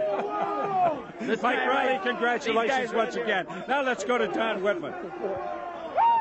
All right, Steve, 3 times in the past 7 years, the Bombers have won the best record of any team since the Eskimos put together their league record of 5 straight. The celebration continues in the Grey Cup champion Winnipeg Blue Bomber dressing room. And amidst all that revelry, I believe we have Steve Armitage. We do indeed, Donna. We've got the outstanding Canadian with us now, Warren Hudson. Warren, congratulations. Thanks very much. Thanks very much.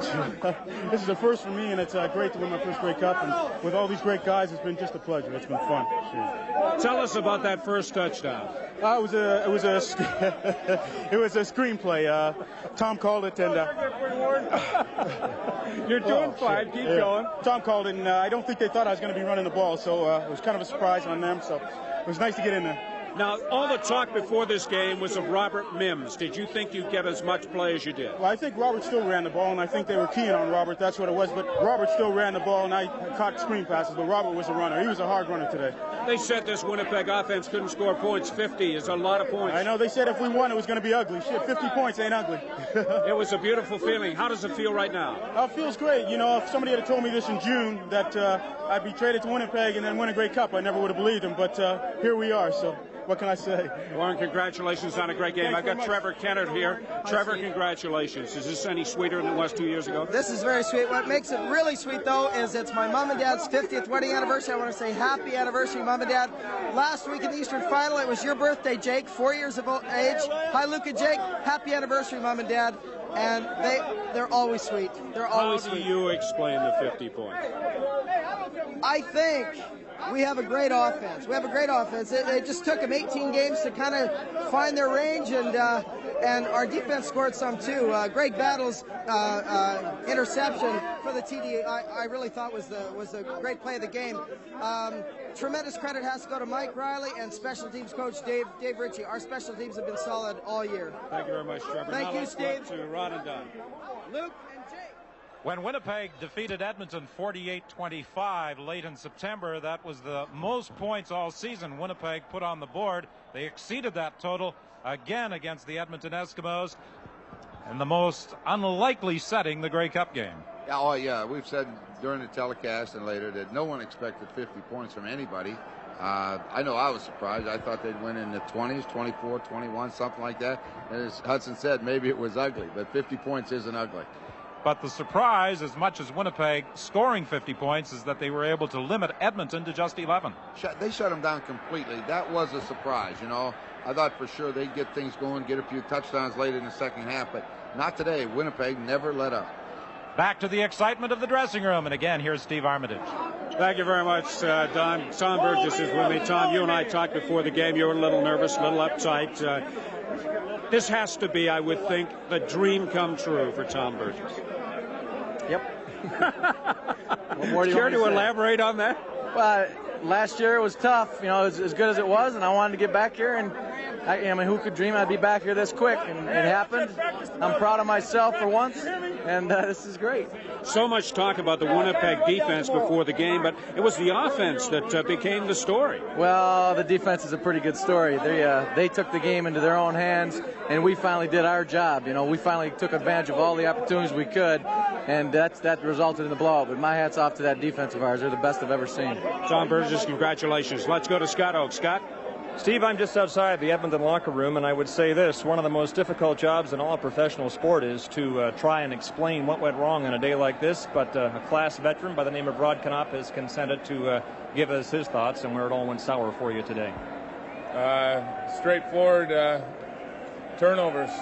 We got crushed by giving them the ball, I think 6, 7, maybe 8 times, and you know, we started the game off, took the opening kickoff, came down the field 50, 60 yards, and on an interception, all of a sudden it was 50 yards the other way. There's still time to come back from that one, but when we came out in the second half, we were still in the game. Our defense stopped them after the opening kickoff. We took the ball, got a couple of first downs to get out of our own end, or at least some breathing room from the goal line, and then you saw the interception to Battle. He took it in, and then it just snowballed after that. Rod, thanks for coming out and giving us your thoughts, and unfortunate the way it turned out for you. Yeah, I know. We lost to a really good team that played really well today. They were better than us, obviously. I don't have to tell anybody that, but my hat's off to Winnipeg. They deserved it today. Thanks for your time, Rod. Up to you, Don. Well, Scott, turnovers usually prove to be disastrous, and they certainly did today for the Edmonton Eskimos. 50-11 losers to the Grey Cup champion Winnipeg Blue Bombers. Welcome back to the dressing room of the Winnipeg Blue Bombers, the 1990 Grey Cup champions. With me, Rod Hill. Rod, a tremendous defensive effort from these Blue Bombers. Well, we know we can't lose 0-0, and that's our goal each time we go out there. And unfortunately, they scored 11 points. But that great offensive powerhouse of ours scored 50. One of the things that impressed me was the relentless pressure. You just didn't allow Tracy Ham any room, and when he did have the room, no receivers were open. Well, it's a combination of things. We get good pressure up front, we do our job in the back, and we hit when we huddle up when the chance comes. How does it feel to have that Grey Cup trophy in this dressing room? I like that feeling. I like that feeling a lot. Hey, this is for you, Don Whitman. This is my good luck charm, that screw you gave me. Oh. Okay, now let's go upstairs to Don Whitman and Ronnie Lancaster. I wondered how he was going to get even. There's quite a story behind that. We don't have time to tell it. Ron Lancaster, we started the year at Taylor Field in Regina, the home of the 1989 Grey Cup champions, a rematch of the 1989 Grey Cup game where Saskatchewan won by 3, defeating Hamilton late in the game 38-35. Neither of those two teams around for this year's Grey Cup battle. What about the 1990 season? What were your thoughts? Well, you know, I was a little bit surprised. I mean, Winnipeg was a surprise team to me. There was no doubt about it. They made a run. They weren't that good at club early, but they made the run. Edmonton, everybody said, had the best team in the league. They ran into problems about midway, and they haven't been the same club since. The Hamilton Tiger Cats, a little bit of a surprise. Outside of that, a very, very evenly. We knew they were going to have problems in Vancouver. Forget it. But next year, I think it's very, very even all the way down the line. The team that no one picked to finish in the playoffs wins the ultimate prize, the Grey Cup. Scott? Don, 50 points, yes, but defense rules the day for the Winnipeg Blue Bombers. As a result, they are Grey Cup champions for the second time in 3 years, and that is a very impressive statistic. This game was the final order of business in a wildly entertaining CFL season. It takes hundreds of people to bring you our CFL on CBC telecasts. And now, on behalf of our entire production and technical crews, we thank you for being with us on the road to the 78th Grey Cup here at BC Place in Vancouver. We bid you goodbye from BC Place, everybody.